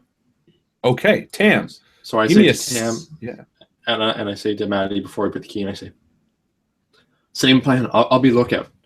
And I pull out a little bag of marbles, and I say, and I wink at them. And I walk over to the hallway, and I sit there playing with the marbles. Are they just regular marbles? Or are they special? Yeah, cat's eyes, pearlies. You know, they're all special. Not magical way. marbles. Well, I think so. They are. They were pearls that were put together through years in the bottom of the ocean. Were they a gift? Yeah, for my mom. Christmas, birthday? Neither. That's what's so special about it. My mom doesn't give gifts on Christmas and birthdays. I want to know if Everyone these does are that. important to you. Yeah, they're important to me. Yeah, they are. So, Tam, you take lookout. And you That's a play good with idea. your marbles. That's a good idea. Now, I'm gonna whistle and la la la to myself. And Okay, hold on. I'm going to tell you this, and this is going to be the last time I tell you guys this. You have to be responsible for asking for teamwork, focusing, or stepping up. I think this is teamwork. Okay. Okay. Just so you know. You got to mention it. I'm not going to let you do it post-mortem anymore. Okay. I mean, after death roll. Yeah, and that's what I was going to say, because Tam's on lookout while Georgie and I are using teamwork to search. Okay, perfect. Then teamwork's going to search. Just check. Like how we do it in the past is I usually am lookout, and if we're doing stuff like this, they hear the marbles hit the floor. They knew someone's coming, but it's also a way for me to distract people who are coming. Perfect. Okay. Sounds So- like focus. Yeah. Well, yeah, that sounds like more of a focus, but so let's do that. Tam, you'll be focusing because you're spending a round essentially waiting, which will make whatever you're rolling a 5 or a 6. And you two open the janitor's office and you step inside. Okay. I've never been in here before, and I reach for a light dangling string. You've been in here a few times. You've eaten lunch Oh, here yeah. the odd time. It is your dad's office, and he's worked at school for a few years, so he feels comfortable having you in here. Okay, so I pull the string on the light bulb from the ceiling, and it flickers on, and I get my bearings and just take in what I see. The Sherlock Holmes thing again. Just observe. Perfect. And you see the chemicals lining the walls. And previously, you've always sort of, I guess with younger eyes, when your dad started working at the school, you actually loved this little office, you pictured your dad as a chemist, pouring these and mixing them and making concoctions that he would spread around the school, warding away evil spirits and helping things grow. But as the years passed, you saw them more as chemicals, and you saw the rust buckets less as cauldrons and more as pails to carry dirty mop water. Mm-hmm.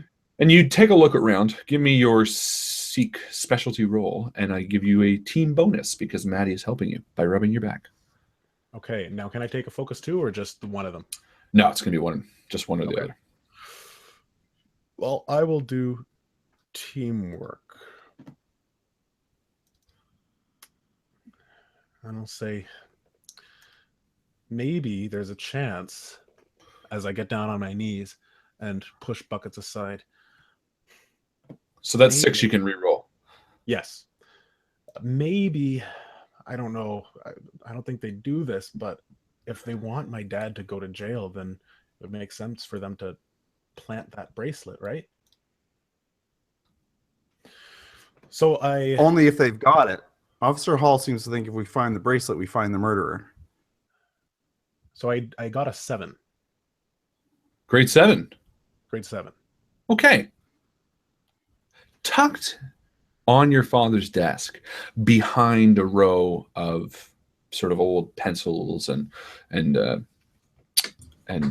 tools of that sort, pens and things like that, you see a clipboard that you'd never noticed before. It's sort of old and small and clipped, as clipboards are. And you grab it. And looking on it, you see a series of numbers. 101, 3658. 102, 2962. 35. And very quickly, you take a look at it. Tam, you see Principal Andrews walking towards the janitor's closet, or walking towards your direction. I skip over to her and I say, Him. "Hi, Principal." Oh, him. Sorry. Jeez. Hi, Mr. Andrews. Did you see all the cool marbles I have? They're pretty nifty. And he looks down at the marbles in your hand. I'm kind of in his way. What are you doing, Tam? You wouldn't. Give us a cool roll. And I start stammering. Okay. And I'm successful. Okay.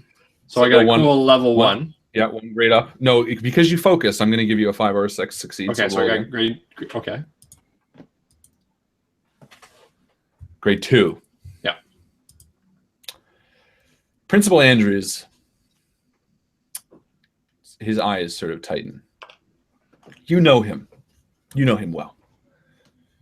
And you can already feel what's about to come as his eyes sort of drift down to the marbles in your hand.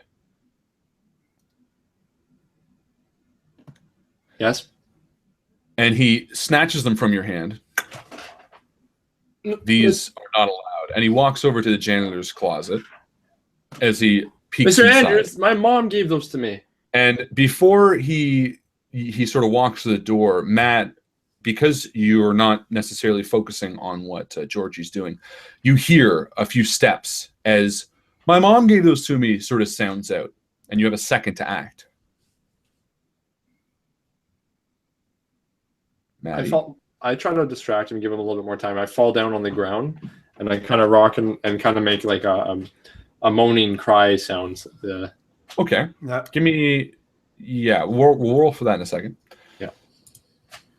So I quickly grab a broom. Okay. And tell Georgie to keep searching. And I step out and start sweeping the hallway. So you step out of the janitor's office. Okay. So as you step out, you step directly. And I sort of close the door behind me. Okay, so you step out in front of Principal Andrews and you begin sweeping, and you see him holding the marbles in his hand, and you go to shut the door, and he just stops it with his hand because he's like a 40-something-year-old man or 50. I mean, he's not. He just stops the door, and you have a second to act, Georgie. I turn off the light. Okay. And I put the the clipboard in my backpack. So you can't fit the whole clipboard, but there's only one piece of paper. Stuff the papers in and then put the clipboard back. Okay. So with a clatter, you throw it on the desk before light sort of fills up again as he opens the janitor closet all the way. And he glances at Tam making a ball, at Mattie pretending to sweep, and Georgie standing in the dark of the janitor's closet. And he says, Miss Moonshine, Mr. Michaels, and Mr. Whitman, my office now. And he holds his hand out, gesturing you to head to the principal's office. So you don't... Yes, sir. And I just kind of lean the broom against the wall. And he shuts the door, locking it from the inside, and shuts the janitor door. And he leads you to his office. And there is you, Mattie, you've been here about 2 times before, 2-3 times. Georgie, you've been here once, but it was purely for a commendation. And Tam, I think you've been here once or twice too, but more for verbal warnings about doing things that people found uncomfortable. You cannot pull the pants down of other girls in the bathroom purely because you want to compare things. He has you sit down on large, comfortable chairs. Trap a bear. Sorry. So you step into Principal Andrews' windowless office. It smells of plant food and cigarette smoke as he gestures for you to take seats. And he shuts the door behind you. With the marbles in his hand, he sort of walks to the far side of the desk. Kids, I know Luke was a friend of yours. However, we're all going through a tough time. The entire town has seen nothing but death. But this doesn't excuse you from school, he says as he puts the marbles down on his desk and stands with both hands. My eyes are just locked on the marbles the whole time. It doesn't excuse you from school responsibilities. It doesn't excuse you from life responsibilities. And most importantly, it doesn't excuse you from school. Playing hooky is not acceptable, regardless of the circumstances. And more importantly, suddenly there's a knock at the door behind him. Before he can finish, the 3 of you turn around and he looks up as the door opens behind you. You want to see me, Nick?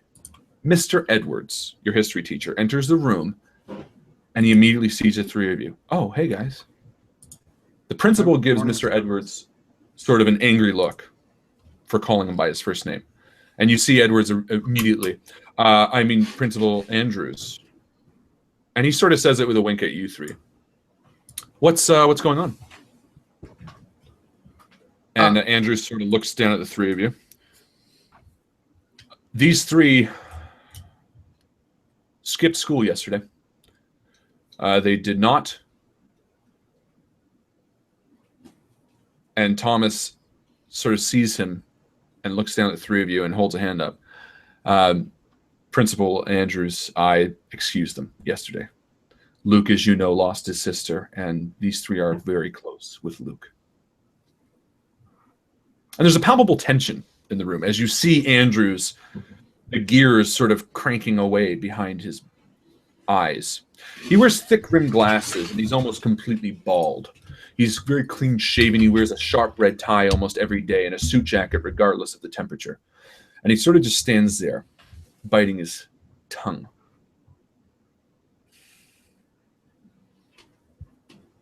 And I look at Tam and look back at Mattie. And then look back at Mr. Andrews, who looks like he's going to explode. In any event, having a friend who lost someone doesn't excuse you from school. You left yesterday without consent, and because of this, you'll be marked as skipped.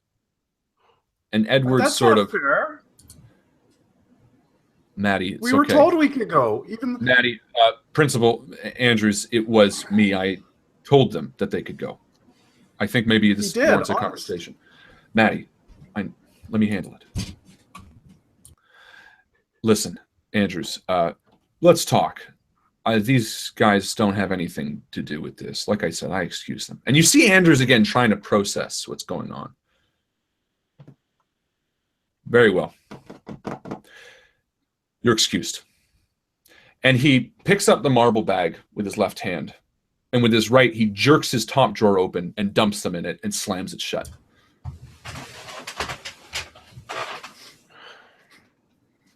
And he sees you, Tam, giving him the evil eye. And he says, "You best wipe that look off your face, Miss Moonshine. You'll get them back on Monday. Marbles are not allowed in the halls at school, and you know this." And you see Edwards sort of give a, "Guys, let me talk to the principal." Okay.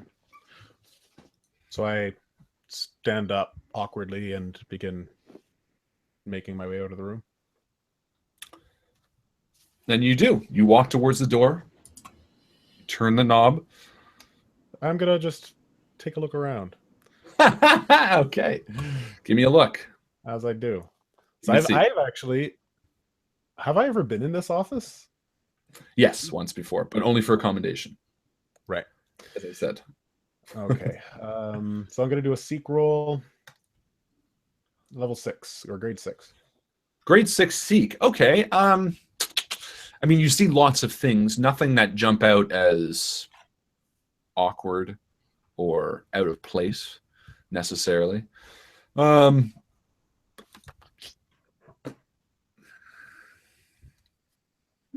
not really. Well, actually, you see he has a big, large black telephone on his desk, and it looks remarkably clean.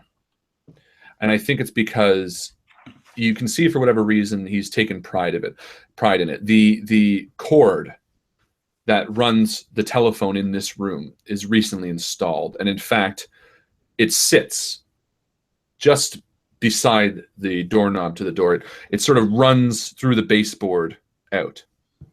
And you can see that he's taken great care of the phone to ensure that it's always properly working, that he can make calls from his desk.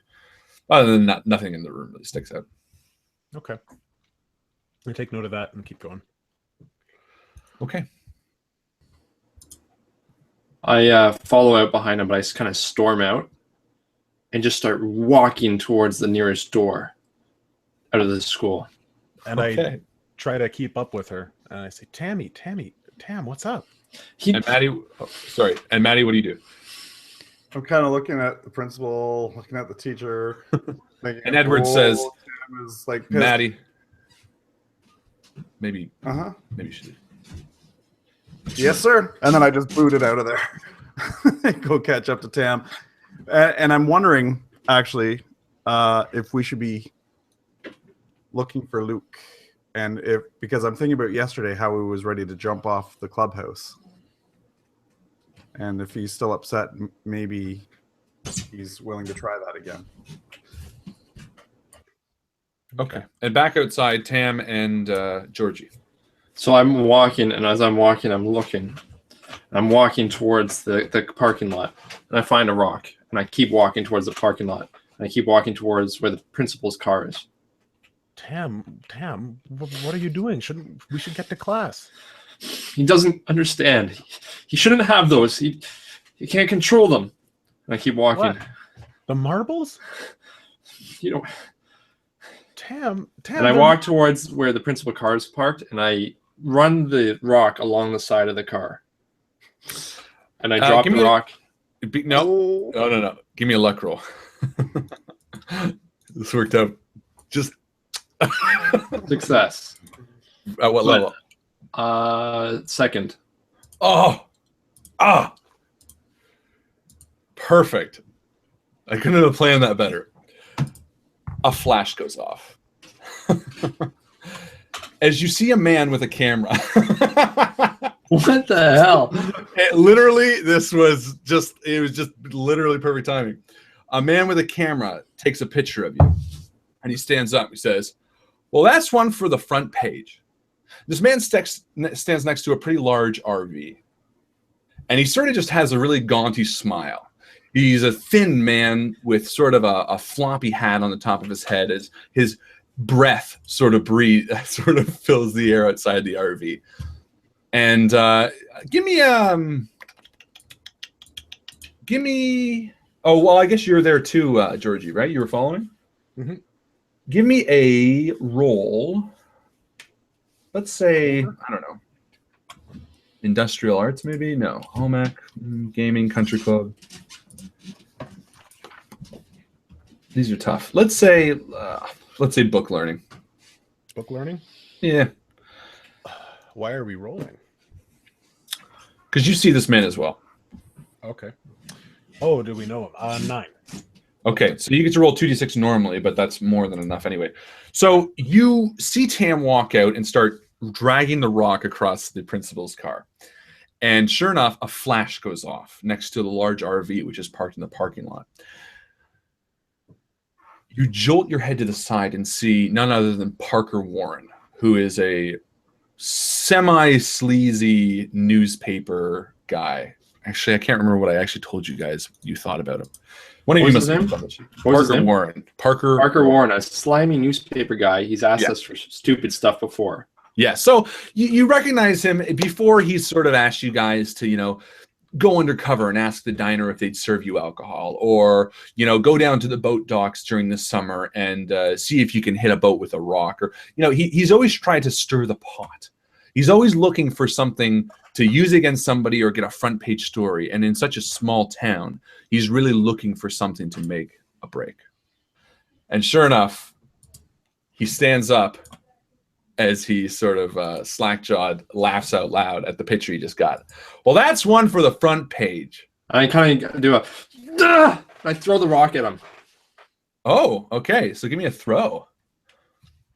And it will be against his scamper. It's not a big rock, but doesn't matter. I'm I'm really emotional, really not. I don't blame you, but let's see what happens. So give me a throw. I succeed, but I got a -1, so I got a level 1 throw. Okay, well, he succeeds dodge at basically a grade 6. So yeah, he pretty easily kind of just laughs it off. Wow, you angry there, little kid? And I walk up to Tam and I just put my hand on her shoulder and say, "It's okay, all right, let's just go. Let's just go." No, hold on, guys. This is good. I'm here for you. And he takes a step forward as he lets his camera hang around his neck. We don't want to talk to you, Parker. Go away. No. Hold on. I think you don't want this getting out. Is that right, Tam? This could get you pretty much expelled. What do you want, Parker? And he turns to you, George, and he says, I just got a few questions, guys. Look. There's equal representation here. We can be helping each other. I saw you guys with the deputy this morning. I didn't catch all of what was said, but I heard a vast majority of it. And there's stuff that I think I could offer to round out maybe what you guys are looking for. And I turned to the school to see if Mattie is getting closer yet. Yeah, Mattie, where are you? I can catch up at this point and just be like, okay, what's going on here? And I look at the scratch. I instantly look at Tam because I can't think of anyone else that would be doing it. And I'm like,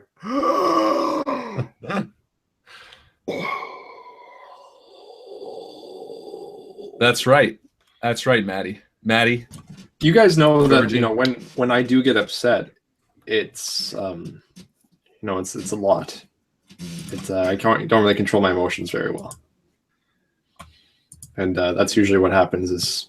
Doesn't happen often, but when it does, I can't really control. I don't know what to do with myself. You act out. Yeah. Look, guys, like I said, I'm not here to drag anybody through the mud. The truth is, all I want is a conversation. Call it an exclusive, if you will. Like I said, I heard a majority of what you were talking about with the deputy in the diner. There's a lot here that's not going to be great if we just start publishing random facts. But I think we can help each other. I think if you can fill the holes, that came out wrong.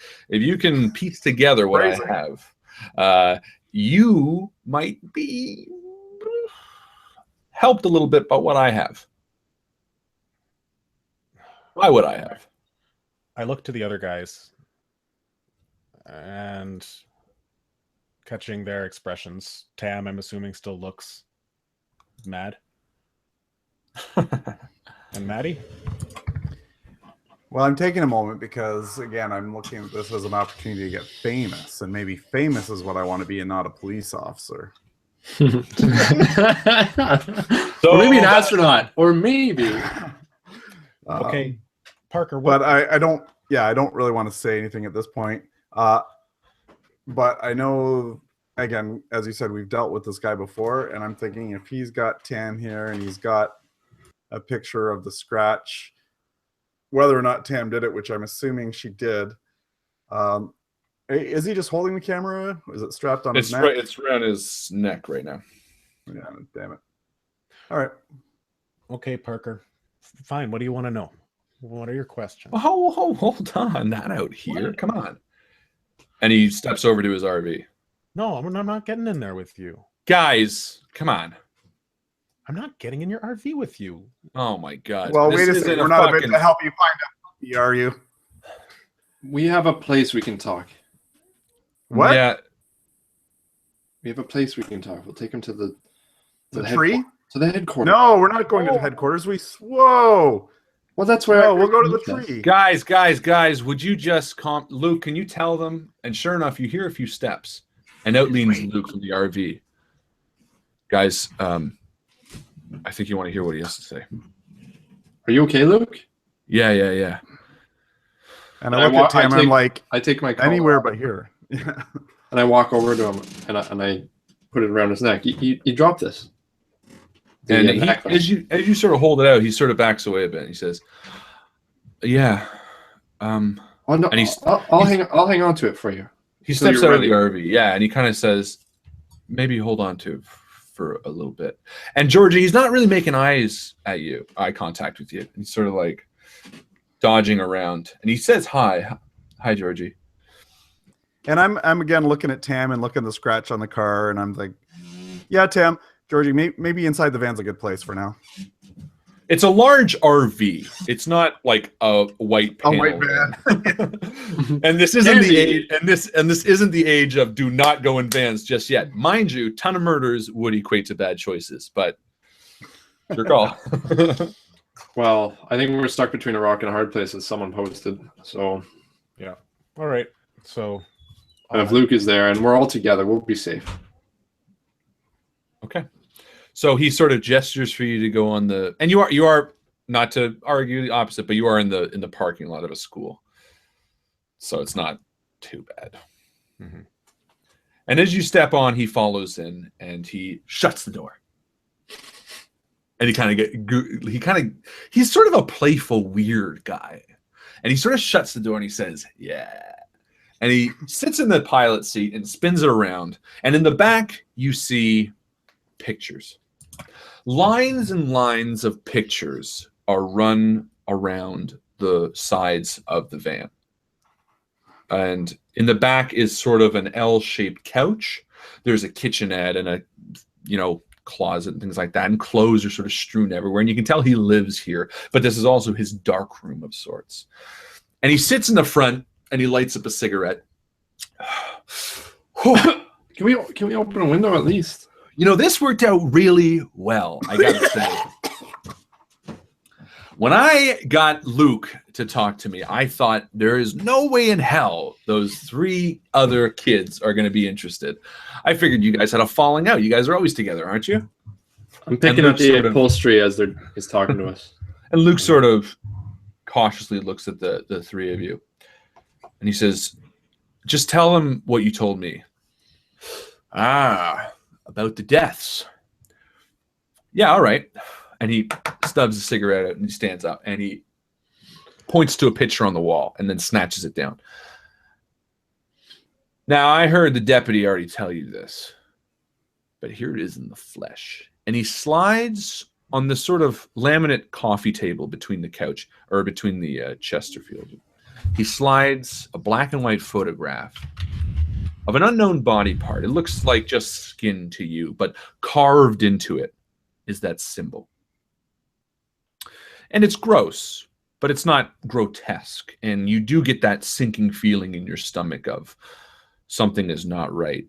And sort of with a gleeful, almost sadistic smile, he points at the picture. That's the connecting dot as they call it. And he lights up another cigarette. How did you get this picture? You'd be surprised what people in this small town will do for a few bucks. Let me just say, I'm first on the scene for most of these cases, including young Jane Lawrence. And again, you can see that Luke's sort of turned off his emotions for this, that he needs to know whatever information has come. Okay. So, I heard some of it. What did the deputy tell you? About so the picture itself, it's Mhm. like that symbol, that wound, right? Yes. Is that the one from Jane's body, or is that from one of the other bodies? No. And he flips over the picture, and on the back it says, Eddie Marlin, 10. 10, the number 10? Yeah, that's his age. Oh. That's how old he was when he died. And he flips the picture back over. That's the first one. You wouldn't believe, and he sort of spins around, you wouldn't believe how it was, that first one. Terrible, grotesque, horrible stuff. Don't get me wrong. No kid should have to die. I sincerely mean that. But my God, a scoop, a story, something for this small town to cling to, something to give this place a name. Do you have a bathroom in here? No, I don't. Hold it, he says as he flicks the ash of a cigarette into the sink. Listen, what did the deputy tell you? Give me something, because I got something for you guys.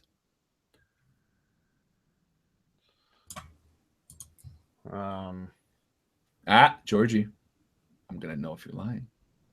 And he says with sort of a coy smile. What? Okay. If we tell you, you gotta destroy that film. Deal. No, well, we also want to know the information. Yeah, I got a bit. I got a juicy piece. Something that deputy didn't tell you. I promise you. Well, the deputy couldn't tell us a lot, but he did say something about, and I think back to yesterday. I think back to Sally Cassels, and what she said to me that really struck me to my core about my family and everything. And I'd say, yeah, he said that Sally and Jane stayed at Sally's place the night before, and Sally would know a lot of information. You should talk to her.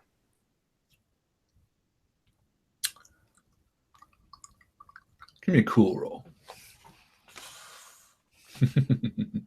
Are Mattie and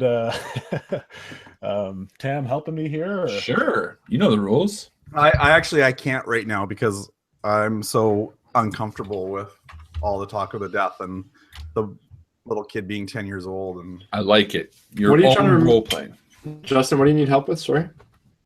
I am trying to get him to think that the only thing that the deputy told us was that Sally Cassels has information and we should talk to her.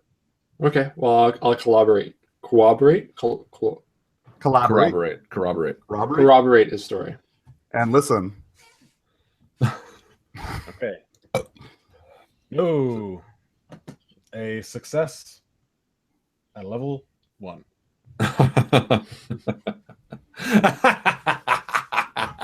He laughs. I know about Sally. Yeah, that was the first thing to get out, that she went there. They were best friends. Didn't you know? No. Something juicier than this, kid. Something that's going to give me a story. Look, we're both trying to find the same thing here. Let's go this route. And he sort of sits down. Georgie, what did your dad tell you? I know you were there the night they arrested him. I know they allowed you to speak with him. You tell me what he told you. And you tell me so I believe you. And I'll give you a little bit of what I got.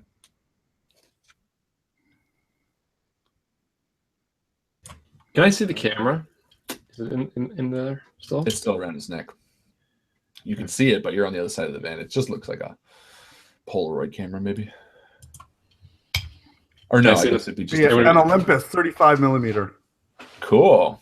Yeah, it's 3 millimeter. That's better. And I'm going to do a pluck roll. Let's do it.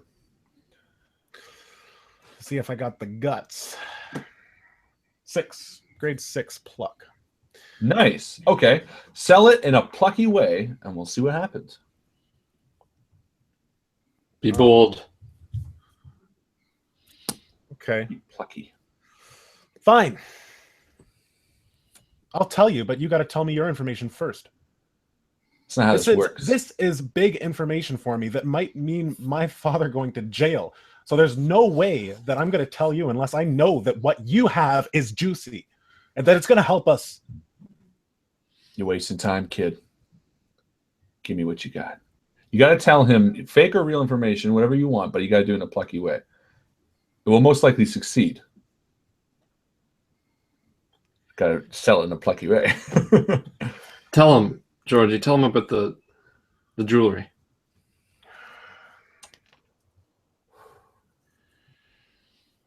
He's got film. He's got. Fine. Fine. My dad told me that Jane had a bracelet that he saw Jane.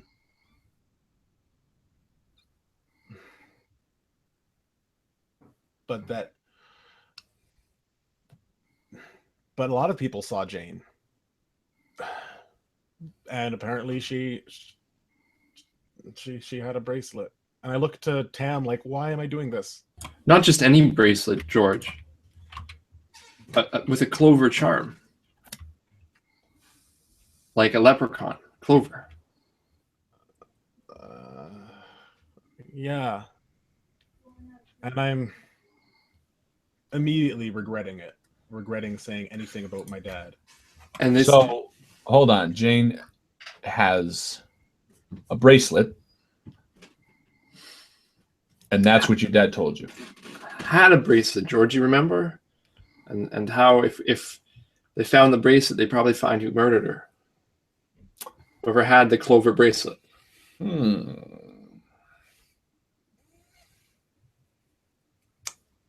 Interesting. So this must have been what they were talking about. You know, Ollie said it was like a luck charm. And shamrocks are very, very lucky. Right, the leprechauns use them. Right. Okay. You know what, kid? I like you. I like all three of you. I like all four of you, Luke. I know you had a tough bout, so I'm not going to dock you points on your dour demeanor right now. But I like you guys. I like you, kid. I like you, Georgie. You got pluck. I buy it. That sounds like something they'd say. Kid's got a bracelet. They're trying to find it. I overheard Miss Lawrence saying the same thing, so to me it sounds right. I didn't hear all of it. Thought it might have been a necklace, but bracelet makes a little more sense. And I know the body didn't have one. All right. I believe that's all you guys know. And he takes his camera from around his neck, and with a smile, he opens the back, and there's no film inside. He stands up, and he opens the door to his RV.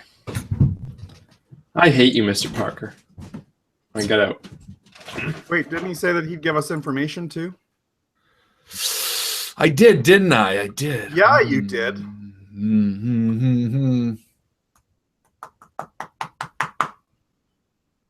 But should I? Yes, a deal's a deal. Give me a pluck roll, Matty. Give me a pluck roll. You use us all the time to do your dirty work. And I And rip we can be trusted. my sleeve and I say, "Shrip." I don't think they'd like to hear us coming out of a van looking like this. And his face drops. You don't want to play that game, kid. That's a dark game. People get hurt. Then you better hold up your end of the bargain. Bad things are going to happen to you. Especially if I get my marbles back. That is a heavy threat. Yeah, But well, there's stones. 4 of us against 1 of you. Who do you think they're going to believe? Look, it's no need to You get better all. come clean with this information. All right, chill the fuck out. No need to get everybody's balls in the fucking vice, guys. I wasn't gonna leave you high and dry. I was just airing it out. You said you didn't like to smoke, and he walks over to the pictures, and he starts snapping pictures down in random orders. One from the far side, one from 3 in, one from the second row, one from the far. There's pictures everywhere. I never said I was going to dock you. You guys need to take a fucking chill pill. I said I like you. I said you had pluck. But that's a dirty, underhanded move, kid. And he slaps the pictures down. There you go. Pictures from the crime scenes. Well, wouldn't that have been easier just to play it straight from the beginning and I grab them and walk out? Oh, whoa. I didn't say you could have them. Look at them. I'm already gone because... No, you're at the back of the RV. He's like by the door. No, I'd be by the door because remember I was looking for the bathroom because I wanted to get out because he started talking about the kid dying and I wanted to out there. He wouldn't let you out with the photos. These are literally the only thing. You said you would give us the information. These are ours. Here is now. the information. Look at the photos, kids.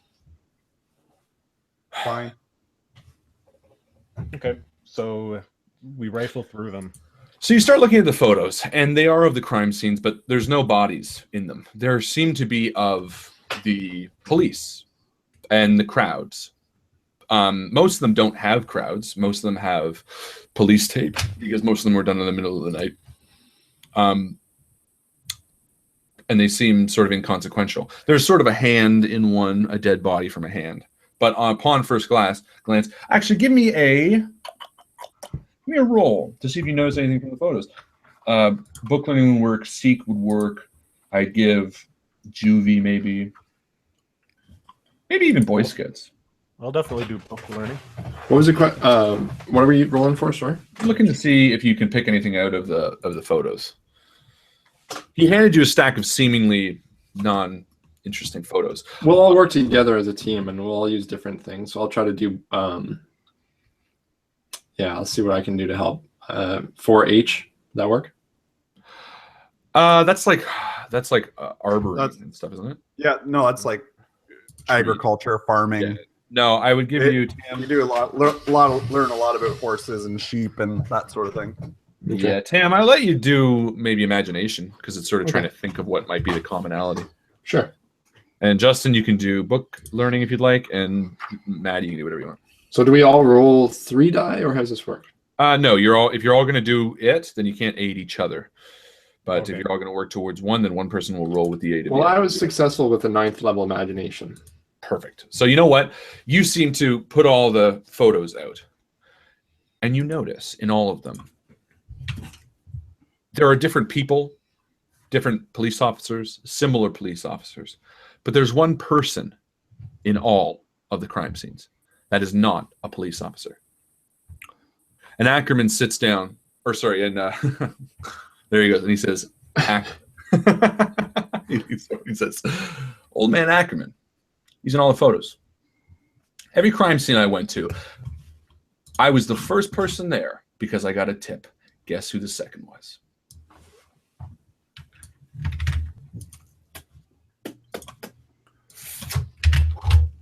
You ever talk to that guy? Have I talked to him? Yeah, you guys ever ran into him?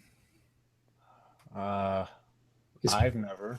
Well, he's around town all the time. He's kind of like a drifter. Yeah, he's here and there. I think he's sweet in a creepy kind of way. So what about him? He's at all the crime scenes. Yeah, he's at all the crime scenes. Why? I don't know. Maybe he works for the FBI. Maybe he Well- murdered him. Maybe the 90-year-old man works for the FBI. While they're talking, I'm going to be using Seek to look at the pictures he didn't pull down. Sure. Give me a roll. It'd be tough. Level grade 7. And while I'm doing it, I'm going to use that social chameleon and use the nerd, so I can up it a grade. Sure. All right, which again would just be I succeeded at a grade 4. So Grade 4. Okay. yeah. No, unfortunately, you take a look and you do see things. You see pictures of death and black and white images of blood splatter, and you do feel a bit queasy sick to your stomach. But you don't see anything of substance. And so Look, guys, you don't want it. You don't want it. That's fine. And he scoops up the photos. But Acrian was at every crime scene, and I talked to the cop that got me there. And he said no one he knew from the force gave him a tip or asked him to be there. So you figure it out. But I'm done. And he sits back down in the pilot seat and he gestures to the door. Take it away, kids. I look to Luke. What's Luke doing? Luke's sort of stoic. He's sort of catatonic. Okay. Are you coming, Luke? And he sort of looks up. Yeah. And he stands up and he walks towards the door and he leaves. Okay. So I make my way out. I don't want to be in that stuffy van anymore. And my brain is racing, trying to think of some way to connect, but also I'm really afraid of what it's going to look like when that newspaper article comes out. It's not going to come out. There was no film, Georgie. No, not that, about what we talked about. He doesn't have enough yet. He still needs more information. He likes to sell a story, but even if he's sleazy about it, he needs more information. Yeah, I hope you're He's right. not going to get much for these little ideas. He needs some hard evidence and something big. So as you're standing here, the RV powers up and begins backing away.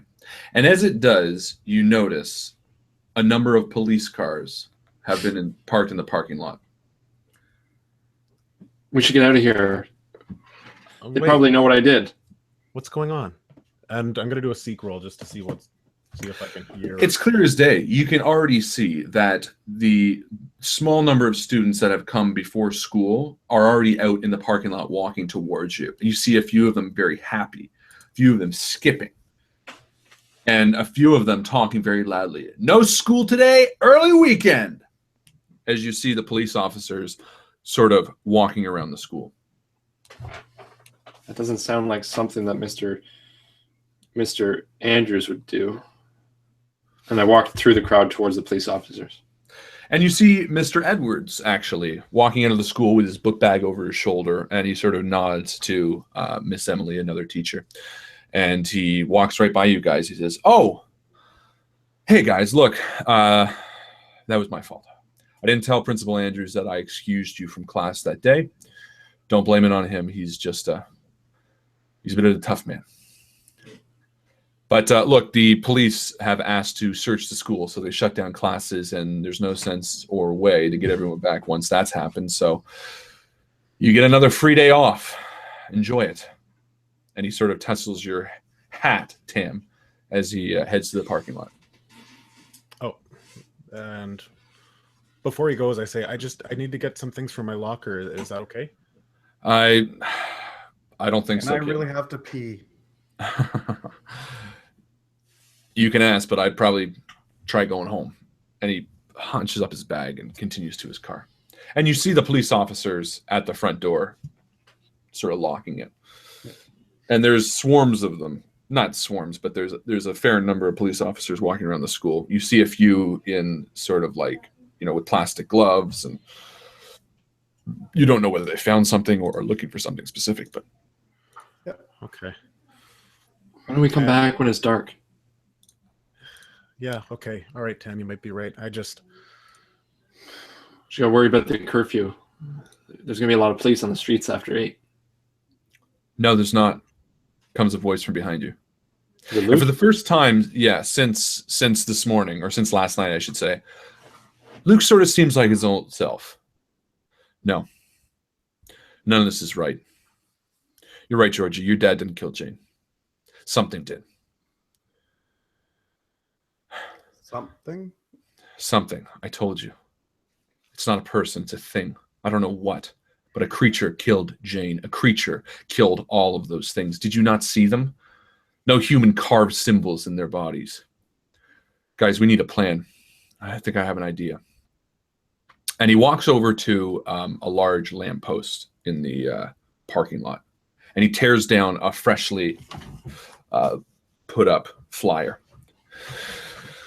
I remember my parents talking about this morning. There's a PTA meeting at the church tonight, 8 o'clock, once all the kids are in for curfew.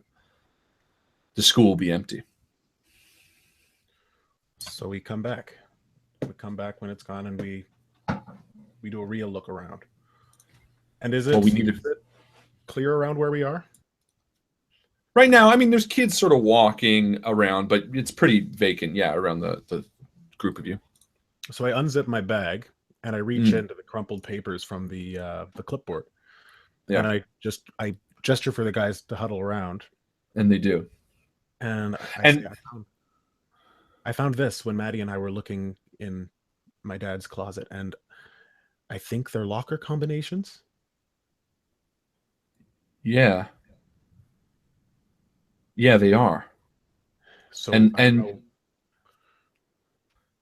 you see sort of a realization wash over Luke. And he sort of, you can see him doing math in his head almost, trying to piece together. Jane has a locker here. Why here? Why not at the high school? The school buddy program. She comes here weeknights with the kindergarten class. She wants to be a teacher. And you see him catch himself. She wanted to be a teacher. They gave her a locker. Look, all of the school buddies have lockers in the kindergarten area and in the wing near the shop. I remember her saying that she used it because mom and dad kept wondering where she was keeping all of her books. I think that might be where. Okay. Well, we're gonna come back later tonight, right? Like you said. Yeah. Well, we should all just head back to the headquarters right now and figure out what our plan is. No, says Luke. Acrian. If he was there, I want to speak to him. And I gulp noticeably and look nervously over to Tam. He's just a lost soul, Georgie. It'll be fine. Can we get my marbles back, you think, when we come back tonight? Your I marbles. have the key. I don't see why not. But Of course we'll get them. Good. Acrian is what are you suggesting? That we just go and talk to Acrian? You see Luke sort of with a bit of vibrance. Yeah, why not? Look, we know he was at the crime scenes. Jane's dead. If he even knows why, or he's the reason why, we deserve to know. Well, why would he talk to us? We're kids. Maybe there's a better way of going about this than just kicking his door down and demanding to speak to him. Well, how? I know if I was a lonely old man, I would just like some company. Why don't we just go see him? Maybe he wants to talk. We could bring him some coffee. And I check, as soon as Tam says it, I check my pockets for any change and stuff to buy him a coffee. And Luke does the same. I pull out a couple gum wrappers, some of my dog Toby's hair, and a couple old chewed erasers from some of my pencils. Yeah, I got nothing. Why don't we stop by him? Whose house is on the way? We can just stop by someone's house. Acrian lives on the far side of town, in a house that you've all passed during Halloween, but never actually ventured forth towards. You're talking the east or so the you south? passed by to the east. So you really could pass by anybody's house. Most likely at my house. or Maddie's house, depending which way we go. If we cross the field, we'll go to Maddie's house. All right, let's go. And Luke heads to the bike rack, pulls his bike off, and with a new sense of vigor, he mounts and pedals wildly towards the east. School kids fill the streets as the three of you follow. School's now out for the weekend, and the January winds of this morning, as the day grows, get a bit warmer. The sun starts cutting through the wind, and the scarf that you were wearing, Tam, is no longer needed as you guys bike feverishly towards Mattie's house. A sense of purpose and drive behind. Again, thinking about what he's told you, what Acrian wants, why he was at the crime scenes. And again, Mattie, the feeling that Georgie's dad might very well be the person you're looking for dawns on you as you get a lump in your throat. And you arrive at Mattie's house. Okay, I think we need cough drops. We need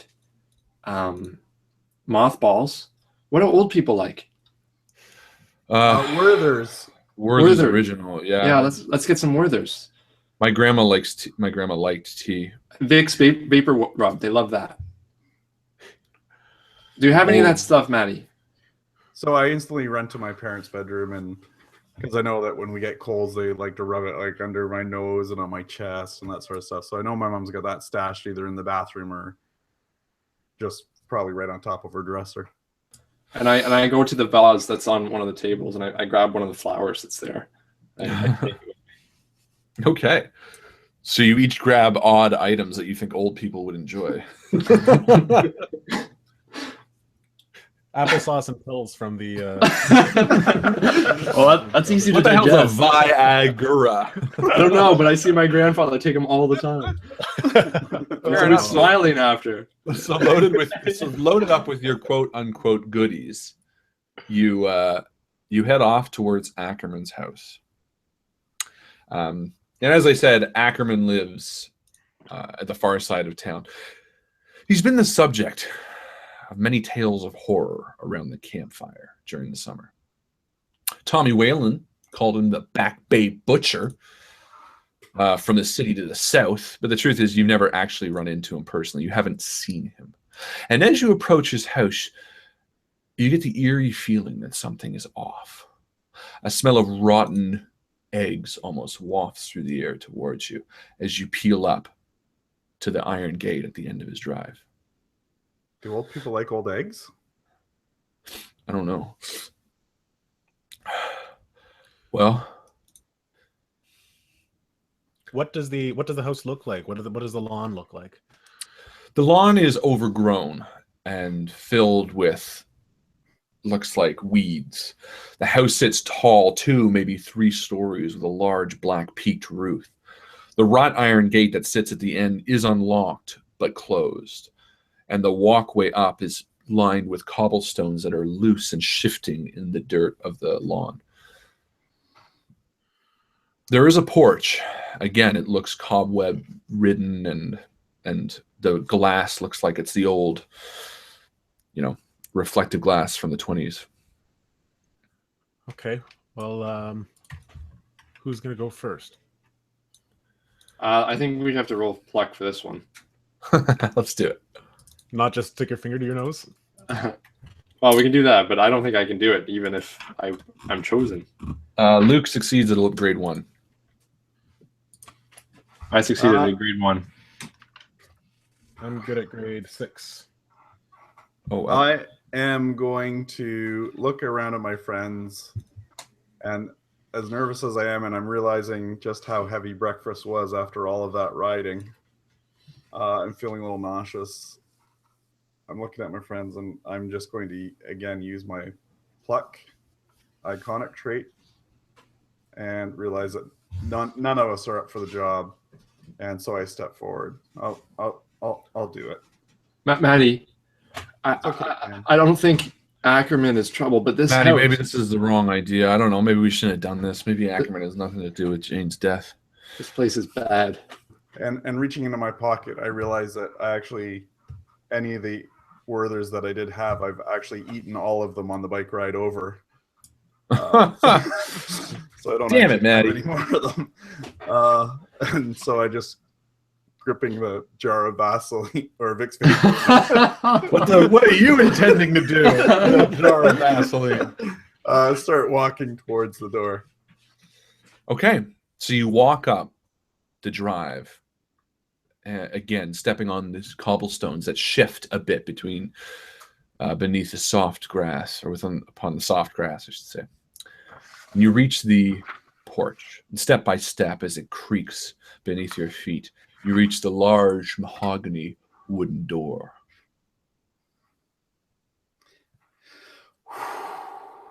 Kind of look back at those guys, And we're well, Luke's standing there just looking down at the Vicks Vapor Rub, confident that he's gonna like this. and I knock.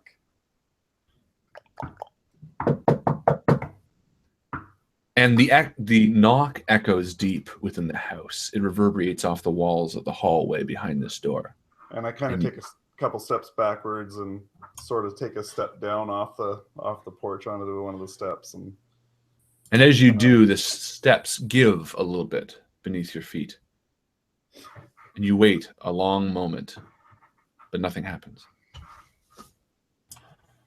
Maybe we should go, Mattie. I call out from where we're hiding. Now, Georgie, you succeeded on your pluck roll, and you get the feeling that, your brain, your logical, nerdy brain says, you know what? A house is a house. I believe what I can see, and this house is no different than any others, just a bit more decrepit. Yeah, and I am still shaken from everything that's happened today, but more and more my sense of logic and skepticism is coming back. And I say, what are we doing, guys? We're the Seeing is Believing agency. We're a team. We do this together, and it is just a house. Doesn't look like old man Ackerman's home, I say as I push the gate open. Great pluck. And Luke agrees. He nods along. Yeah. It's not just a house, but if you guys are going down, I'm coming with you. And I walk up behind him. And Luke sort of says to himself, for Jane. And he follows as the three of you walk up to the porch and join Mattie. What's the status, Mattie? Oh, Jesus. I mean, hey, guys. And I again look down at the Vicks Vapor Rub and thinking, why the hell would an old man without a cold want Vicks Vapor Rub? And so I kind of put it behind my back now, not confident in the choice. Bad decision. I don't know. He hasn't answered. I knocked. So Maybe he's heard inside, and I quickly open the door to see the door's unlocked. And the door is unlocked. And as you turn the knob and push it, it just creaks open. Maybe the killer got him. Hold on, Tam. Let's not jump to conclusions. It could be anything. We're going to look for evidence, and whatever we come to is what we'll find. We'll find what we find. We're going to find a dead man in werewolf hair. My head, I reach into my backpack, and I pull out my flashlight. And your flashlight clicks on, illuminating the hall in front of you. You guys ready? Yeah. And I slowly step into the darkness as the can I see like dust motes floating in the... Yeah, you do. And as you step in, you smell the damp smell of wet paper and dark wood, and it feels ancient yet cozy, sort of. You can tell someone's lived here for years upon years of their life. Each wall is covered with a perfectly placed picture, or something that's, each shelf has a vase or something that's sat there, that was placed because they wanted to see it every day when they came home. And slowly, Mr. Ackerman? You call out into the darkness, Mattie, and the walls absorb the sound almost, and it sounds like you're calling into a cave rather than a house. We brought you We brought you things. And I pull out the flower. What are the And then pictures on the wall? I again put the Vicks Vapor Rub in front. Georgie? What are the pictures on the wall? Are they of anyone in particular? There's a sentimental reason that they're up. Looks like there's one is a portrait of a family, but it looks like it's from maybe the 1800s or 1900s. One is a clipping from a newspaper that doesn't seem to really make any sense to you. One is a painting of a lighthouse. Again, just a lot of nice pictures, but none of them seem to stick out. So do any of the other guys have flashlights? No, Nope. Luke doesn't. I will do a seek. I'll start looking around now that we don't see. Sure. Do you guys all? Maybe we should look around. And so I suggest that we all work together. It's teamwork. Yeah. Yeah, Let's all look yeah. around. Like investigators. How does that work? So one person, we all roll. Is that right? Yeah. If it's not helping, it's not stepping it up or anything. Can we If you're step all- it up? Let's step it up because there's no rush. Stepping up just lets you achieve at one grade higher. Okay, I'll step up. Sure. So you seek automatically at what grade is above your current seek grade? Fifth level. So you automatically exceed at a fifth level seek. Oh, I cannot speak tonight. So again, you look around the hallway and you notice the tread on the stairs, almost worn out, walking up and down for years. The door behind you sits stale almost, as if every time it's opened, the creaking of it loses a little bit of the oil behind it. It seems almost that the owner of this house might be agoraphobic, yet you've seen him out and about many, many times. This might not be his house. Whoever lives here doesn't leave. No, it's his house. I'm wondering why he's out right now. And I start thinking of all these horrible thoughts of him turning into a werewolf and attacking someone else. And I go back to like just playing with the empty Werther's wrappers in my pocket and unconsciously actually drop one on the floor. Okay. And with an inaudible, it lands. There's an upstairs. Well, there's also a long hallway before you that leads into somewhere. Yeah, if he has a study or somewhere where he keeps notes, I mean, he seems like the type of person that's meticulous. Like he writes everything down, and if he's going to every crime scene, if he isn't the person that I hope, or the thing, then I say knowingly with Luke, then he's probably writing down everything that he sees, right? I start making my way down the hallway. As you make your way back, walking in the hall, your light starts dancing, and the walls, which look to be wooden, suddenly change to a different pattern, as if they're closing in on you. And for a moment, you shine your light on them before realizing they're books. Stacks of books piled almost to the ceiling. And you begin feeling a bit claustrophobic as you take a step, but then you see a dim light in the distance. And as you walk deep within the house, and as you walk, you can hear less and less.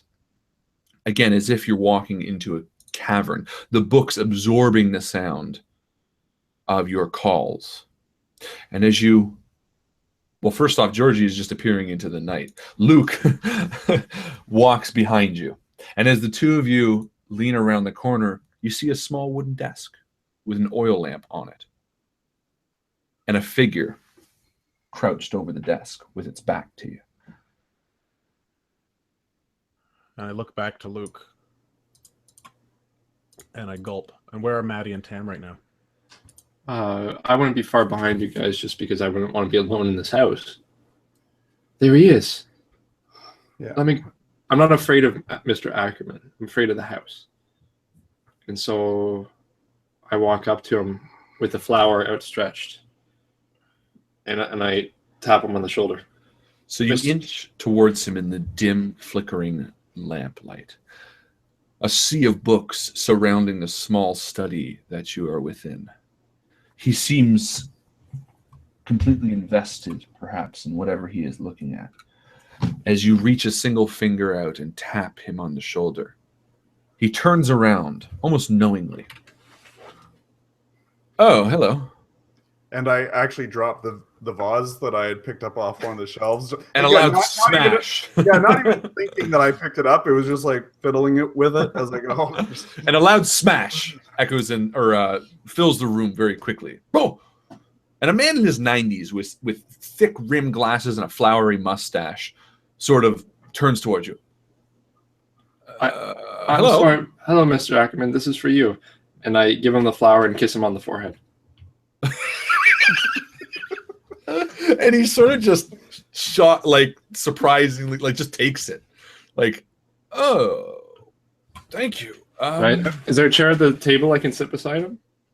No, he's sitting at a single desk. Okay. But there are stacks of books that you could probably sit on. Tam, it's okay. I am Tam. Oh boy, out of body experience. That's the third one today. Georgie and Lucas, it's okay. He's fine. It's the house. Come over.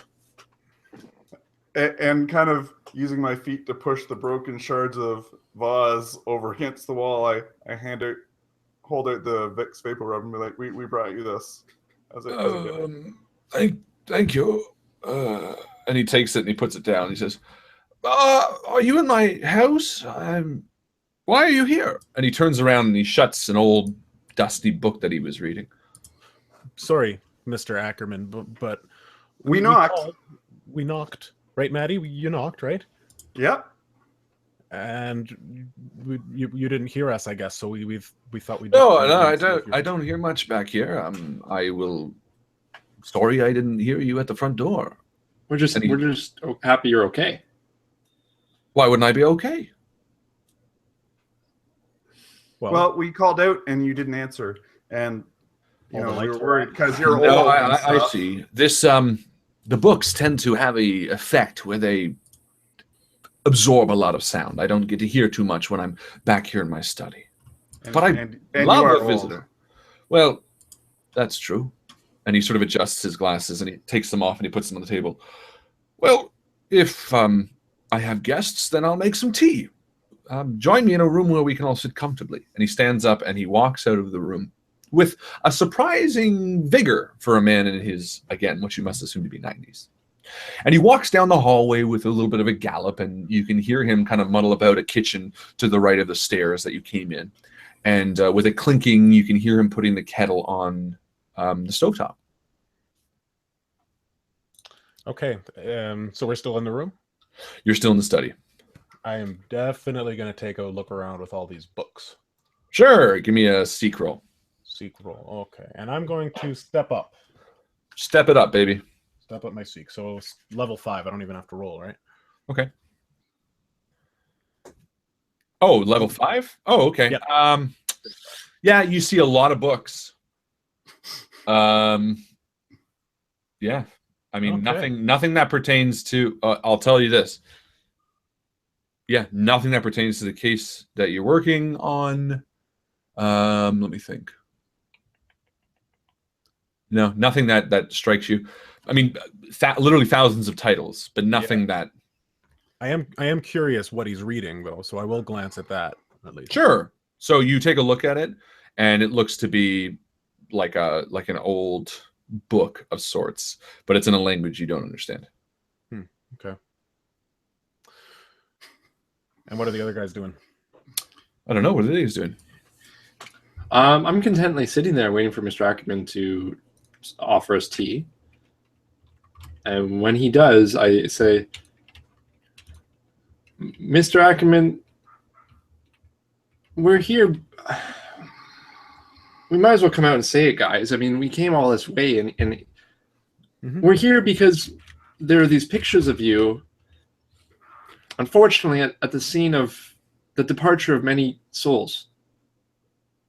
And what I mean, you see his head pop around the corner in the long corridor of books. He says, "Sir, are you saying something? I can't hear you. Come, I'm making tea." Oh, Okay, and I take a look at all the other guys, and then I start making my way down the hall to where he's... And Luke sort of, again, casually looks and stands up and walks down the hallway. I'm just And- going to tell him, guys. Is that okay? And Yeah, I've already that's why picked something up off the desk. I don't even know what it is. I'm just fidgeting Stop with touching it. things, Matty. This I house put is it down over cursed. somewhere. Perfect. So you head to the end of the hall and you round the corner, and sure enough, the kitchen now has electricity light on, an actual light, and the light is coming in through the front window, and it looks a lot more homey. He's got it's still dust covered, and there are imprints of where objects are left, but he tells you to sit down. And as Georgie, the kettle continues. Do you think Parker would make him stand there? No. Would he stoop that low? No. I don't- Mr. Maybe Ackerman, he's just investigating it like we are. my name's Tamarack Moonshine. Nice to meet you, Tamarack. We came to see why you're in the pictures. All the pictures there's been some murders in our city or in our town, and you've been there every time. You kids have been following these murders? Yeah. One, and one of them's our best friend's sister. Plus, we are detectives, so it's what we Cool do. Kids Incorporated. No, Detectives. seeing is believing. And I pull out a card that I wrote with crayon. And Luke sort of nods along. Mr. Ackerman, we think maybe something is killing these kids. And Ackerman sort of, you're much too young to be looking into all this stuff, guys. we don't really have a choice. We have to figure it out. My dad was taken by the police. They're going to put him away because they think that he did it. And we all know that he didn't do it. So we need to find something to get him out, and we need to find something because the police are obviously wrong. They've got the wrong person, and another death is going to happen. Kids, I don't know how to tell you this, but what you're searching for is not human. And you see Luke's eyes sort of grow wide. What's been killing the members of this town is supernatural in nature. And you can think I'm crazy for saying it, but that's the case. I believe you. Well, I'm glad to hear that. And Luke says, I believe you too. I've known it all along. Mr. Ackerman, what evidence do you have that it's supernatural? Can you show us something to make me believe? Son, there are certain things that you need faith to believe. Certain things that you know in your heart. Proof for things like this is so tough to explain, so tough to come by. What I can say is if you're looking for a way to prove your father's innocence, you're going to have a very difficult time. Why is that? Because this creature or entity or whatever it is not going to leave a mark. It is not going to leave a trace. It is not going to leave a way for it to be found or bound. It must be stopped. And putting down a hand cranking beater that I just picked up off the counter as I was spitting. And I stop and I throw it down on the counter. Like, it did leave marks. We've got a picture of a mark. No. And I take out the diner placemat with the crayon picture. I'm like, it's right here. It looks like this. What do you know about it? I've seen it many times on each body at each crime scene. So you just said it doesn't leave a mark, but it leaves a mark. It's left it every time. We need supernatural weapons. How do we fight supernatural things? How do we catch it? And he kind of smiles almost. I appreciate your vigor. I appreciate your power, your intentions here, but you must understand that these are forces, extremely powerful forces, that you are not equipped to deal with. Then you need to go to the police. Why do you think I've been at each crime scene? I've been trying to, after each death, trying to make my case for them to listen, to reason. And Luke again is nodding along to each word that Acrian says. Yeah. There are not many people that believe me or understand, very few in this town. Those of us who believe work together to try to stop these murders. All I can hope is that we've succeeded.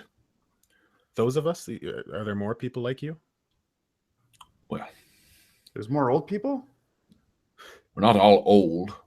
Sarah is but 60. I elbow Mattie. I said, he's not old, he just looks old. And the tea kettle boils, and he pours it into a pot and scoops out some black tea leaves. What about Sergeant Hall? Is he one of these people? I don't know him, no. There's only me and Sarah. Where is Sarah? Is she here? Sarah Cummings, she works at the library.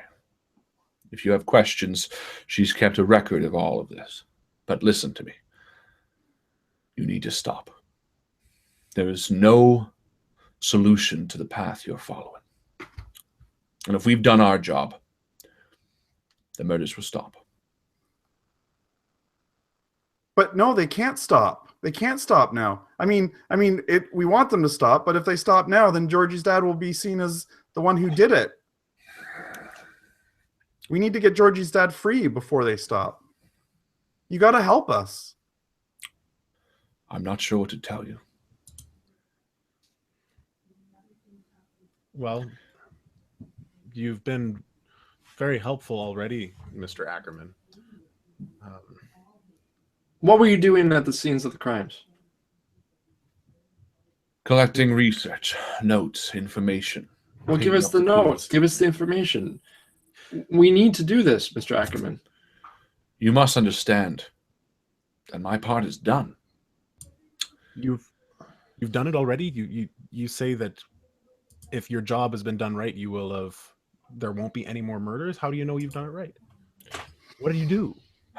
Time will tell, I suppose. Kids, it takes a lot of gall to walk up to spooky old man Acrian's house in the middle of the day. The house is spooky. I call it home. Trust that the supernatural entity that caused these murders has been dealt with. As for your father, I'm not too sure. I'm sorry.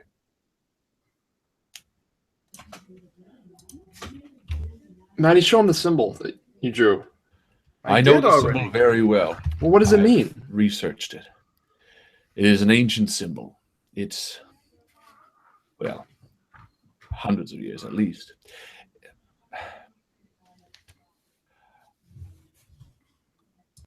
I'm very tired. You have to excuse me. I appreciate that. And he kind of leans up from the counter, which he was leaning against. I've said all I can say. Kids, trust me on this. Sarah and I have completed what we came here to do. I'm sorry. Fine. If you won't tell us, Sarah will. Let's go, guys. I just have one last question, Mr. Acrian. And he sort of stops in the doorway. Yes. The last body, did you see it? I say this kind of as Luke is leaving. I kind of go up close to Acrian and I say, did you see the last body? No, not as such, no. We saw a picture. The symbol was different. It was... And his eyes sort of perk up. The symbol was... It looked different than all of the other ones. Was more like carved by a knife. Do you think that was something supernatural? And he turns around. And you can see Luke. His eyes are wide and close to tearing as he's waiting for Acrian to speak.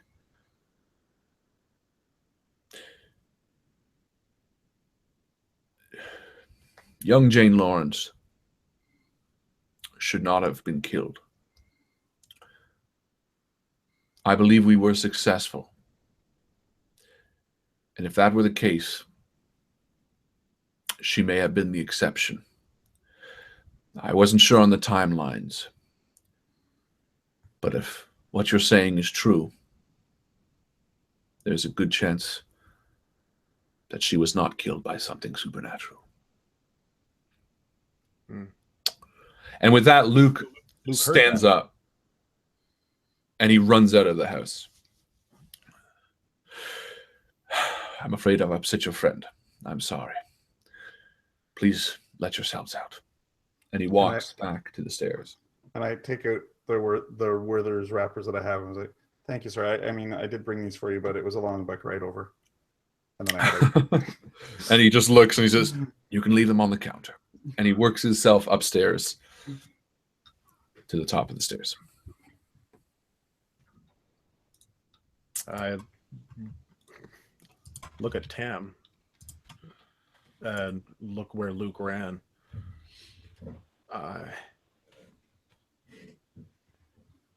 We gotta stick together. Let's go find him. Okay.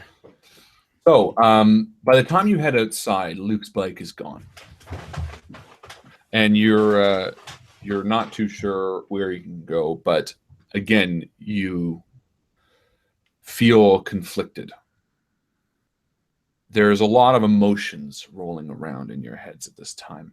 The mention of something supernatural, the back and forth, the fear of Luke's sister, the fear that he has that someone he knows, someone from town may have killed her, versus the constant hope that something more, something darker, sinister, and unknown has been causing these murders, has pulled you back and forth multiple times.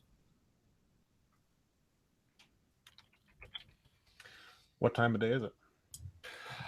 It's about noon now. Okay. You are a bit tired. You could do naps, or you do know that you haven't been home in a day, Tam. Georgie, you currently don't have a home. Well, you do have a home, but... Well, I mean, if, like... I don't think Luke is going to be able to help us tonight. And we got to prepare. You don't think he's going to go back to the clubhouse and... No, I think we've come too far with this investigation. He needs to see it to the end. But everything that he's found out today, I know I'm tired. I can't imagine what Luke's feeling. I think we should go to the clubhouse just in case. He was really... I didn't know that was what Acrian was going to say. I'm sorry, but I think we need to go back there and make sure he's not there. Georgie, you're motivated right now. Your thoughts are consumed by your dad. It is the only thing that continues rattling through your brain, and you keep thinking about what your dad said to you when you sat across from him at the table in the police room, and all you can think about is waiting out the hours until tonight, until 8 o'clock, until the PTA meeting consumes the town for you guys to break into the school. Yeah, but we should. Why don't we wait at the clubhouse? Back to my place. No, because they're going to want us for the. They're going to want us for the curfew. So why don't we go back to my place? We'll call Tam's mom, and we'll go from there. I'm sure Luke will be okay. He's probably going home, so he's not in trouble for the curfew. Okay.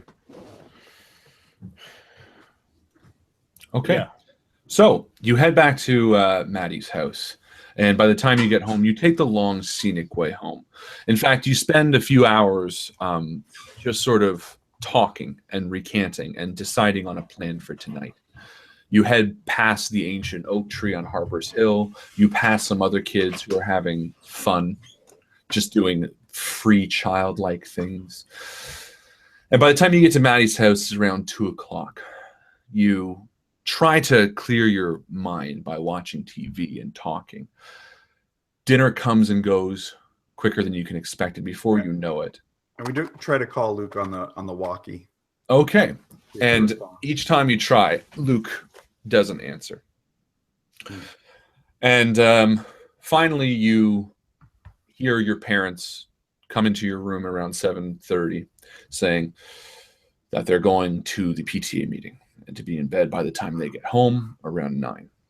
And you know you have about an hour window where no one is going to be at the school and that you can investigate and see if you can find something to prove that Georgie's dad is innocent.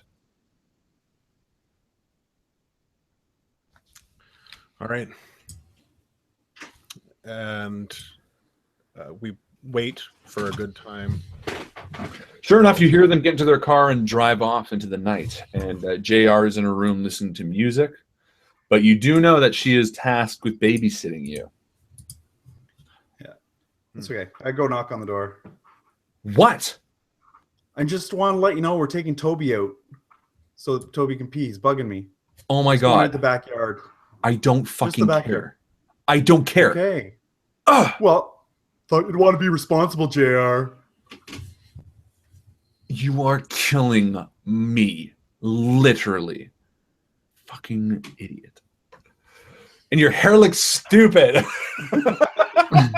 It doesn't. I love it. I'm sorry. And you and you head out. And sure enough, you slip at the back door and your bikes are perfectly positioned, ready to head over to the school. The bike to the school is silent and quick. Again, it's almost pitch black out because it is January. You get an eerie sense as the almost completely empty streets and vacant houses. You know that all the children of the town are in their beds or in their rooms watching TV, when normally, even in January, kids would be out playing ice hockey or playing on the street. It's just an odd sense, almost like a ghost town. And you arrive at the school just around 10 after 8.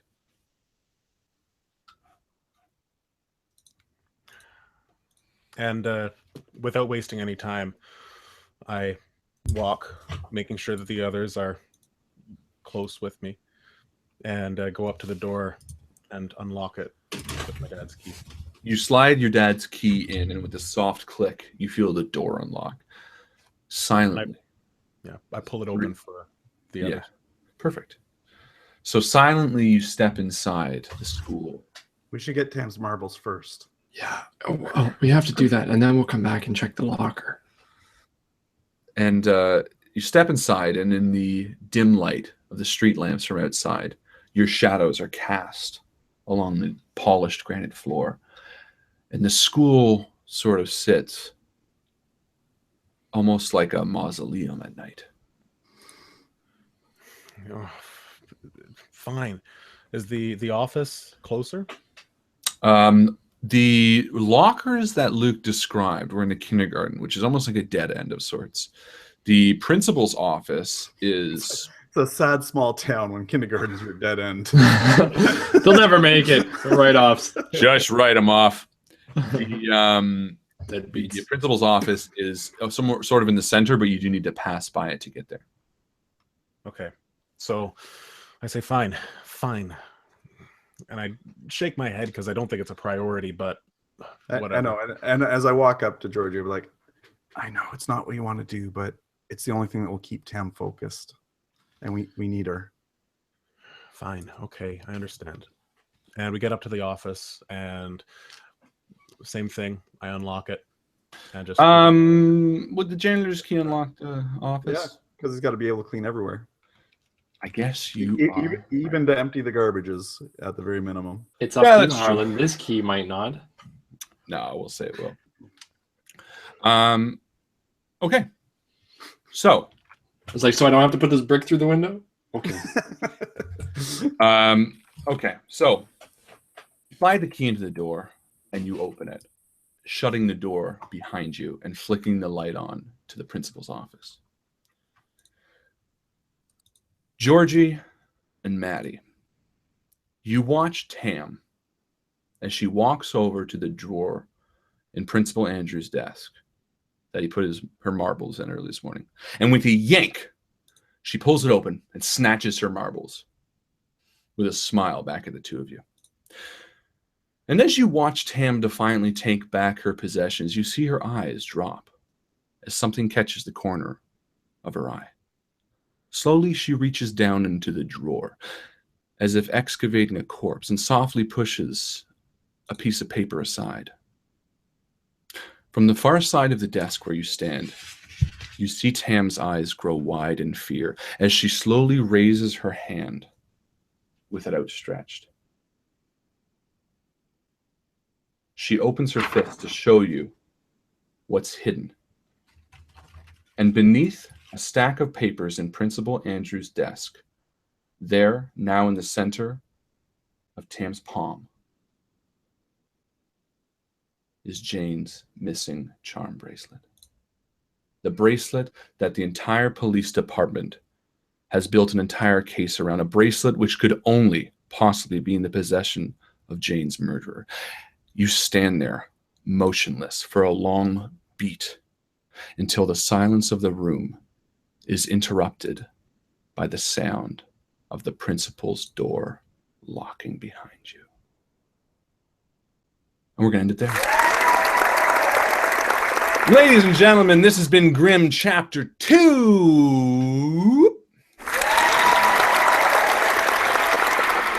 Thank you so much for hanging out with us tonight. This has been a blast. We were really excited. Next week is going to be Chapter 3. So make sure you come back and check that out. It is going to be rife with twists and turns, and who knows, they might solve this murder goddamn quick. So we want to make sure that you guys are here on time, 8 o'clock next Wednesday, or else we will dock your pay. Time for the end game XP. That's right. This is the point of the game where we reward the person who commented along and gave the most useful advice or the most helpful or the funniest comment in the group. Now, there was a lot of really helpful comments tonight, I have to say. First off, did you guys have any suggestions that you used in game or that you thought were particularly useful? Well, gotta say, again, Mark Lane showed a lot of pluck by sharing all of his. Pluck's the word of the day. He suggested that the locker combinations were what I found on the clipboard. That's very true. Okay, that's good call. Personally, I would give it 2. Paul Bernard had some good ideas too. I mean, he was one of the first ones to come up with the idea that reminding us that the carving of the skin was different from the other murders. It's kind of interesting. Well, I really like 2, actually. Michael Carl Weber said, check the library to see if anyone has seen the symbol, which I thought was a really good idea. And Michael Capado, I don't think we've had him before. Oh, no, he's relatively new, too. He said, have we seen a picture of the amulet? This is Luke's amulet. And does it in any way look like the symbols carved on the bodies? And I thought that was a really, really good thing. That had you guys checked in. Well, we'll know what we're doing first thing next game. No, you probably would have noticed, but I still thought that was a good one. Personally, I would give it to one of those 2, but did anyone else find anybody else that was particularly useful? I think those are the top 5. Okay, you know what? I'm just going to make the call then. Hang on, I actually want to just say, before you do the call, newcomers, brand new to the page, to the groups today, both Sean and Kelly had some good call outs as well. Did they? What were theirs? Yeah. I can't remember at the time, but I remember looking at them going, right, that's a good thing to look at. But it's gone now, and I'm trying to scroll through quickly. So, well, you know what? Let's do one of those 2, because if they're an old investigator, Sean suggested about, I think, Acrian, which is kind of neat. There's lots of stuff. Oh, an old investigator? Yeah, kind of like maybe he's one of our old characters. Maybe. Oh, actually, it was actually Sean that said who's in the picture from the crowd that's in all of them. Right. Oh, okay. Sean, let's give it to that because that was a really, really cool. Let's do Sean. Sean who? Sean Sprague. Oh, or perfect. Spraugu. Yep. Sean Spraugu, you are the Endgame XP winner. That means you get 1 XP to spend in-game starting next game. And we are going to be collecting all that and updating it ASAP. Thank you so much for hanging out with us, guys, tonight. One big last round of applause. So loud.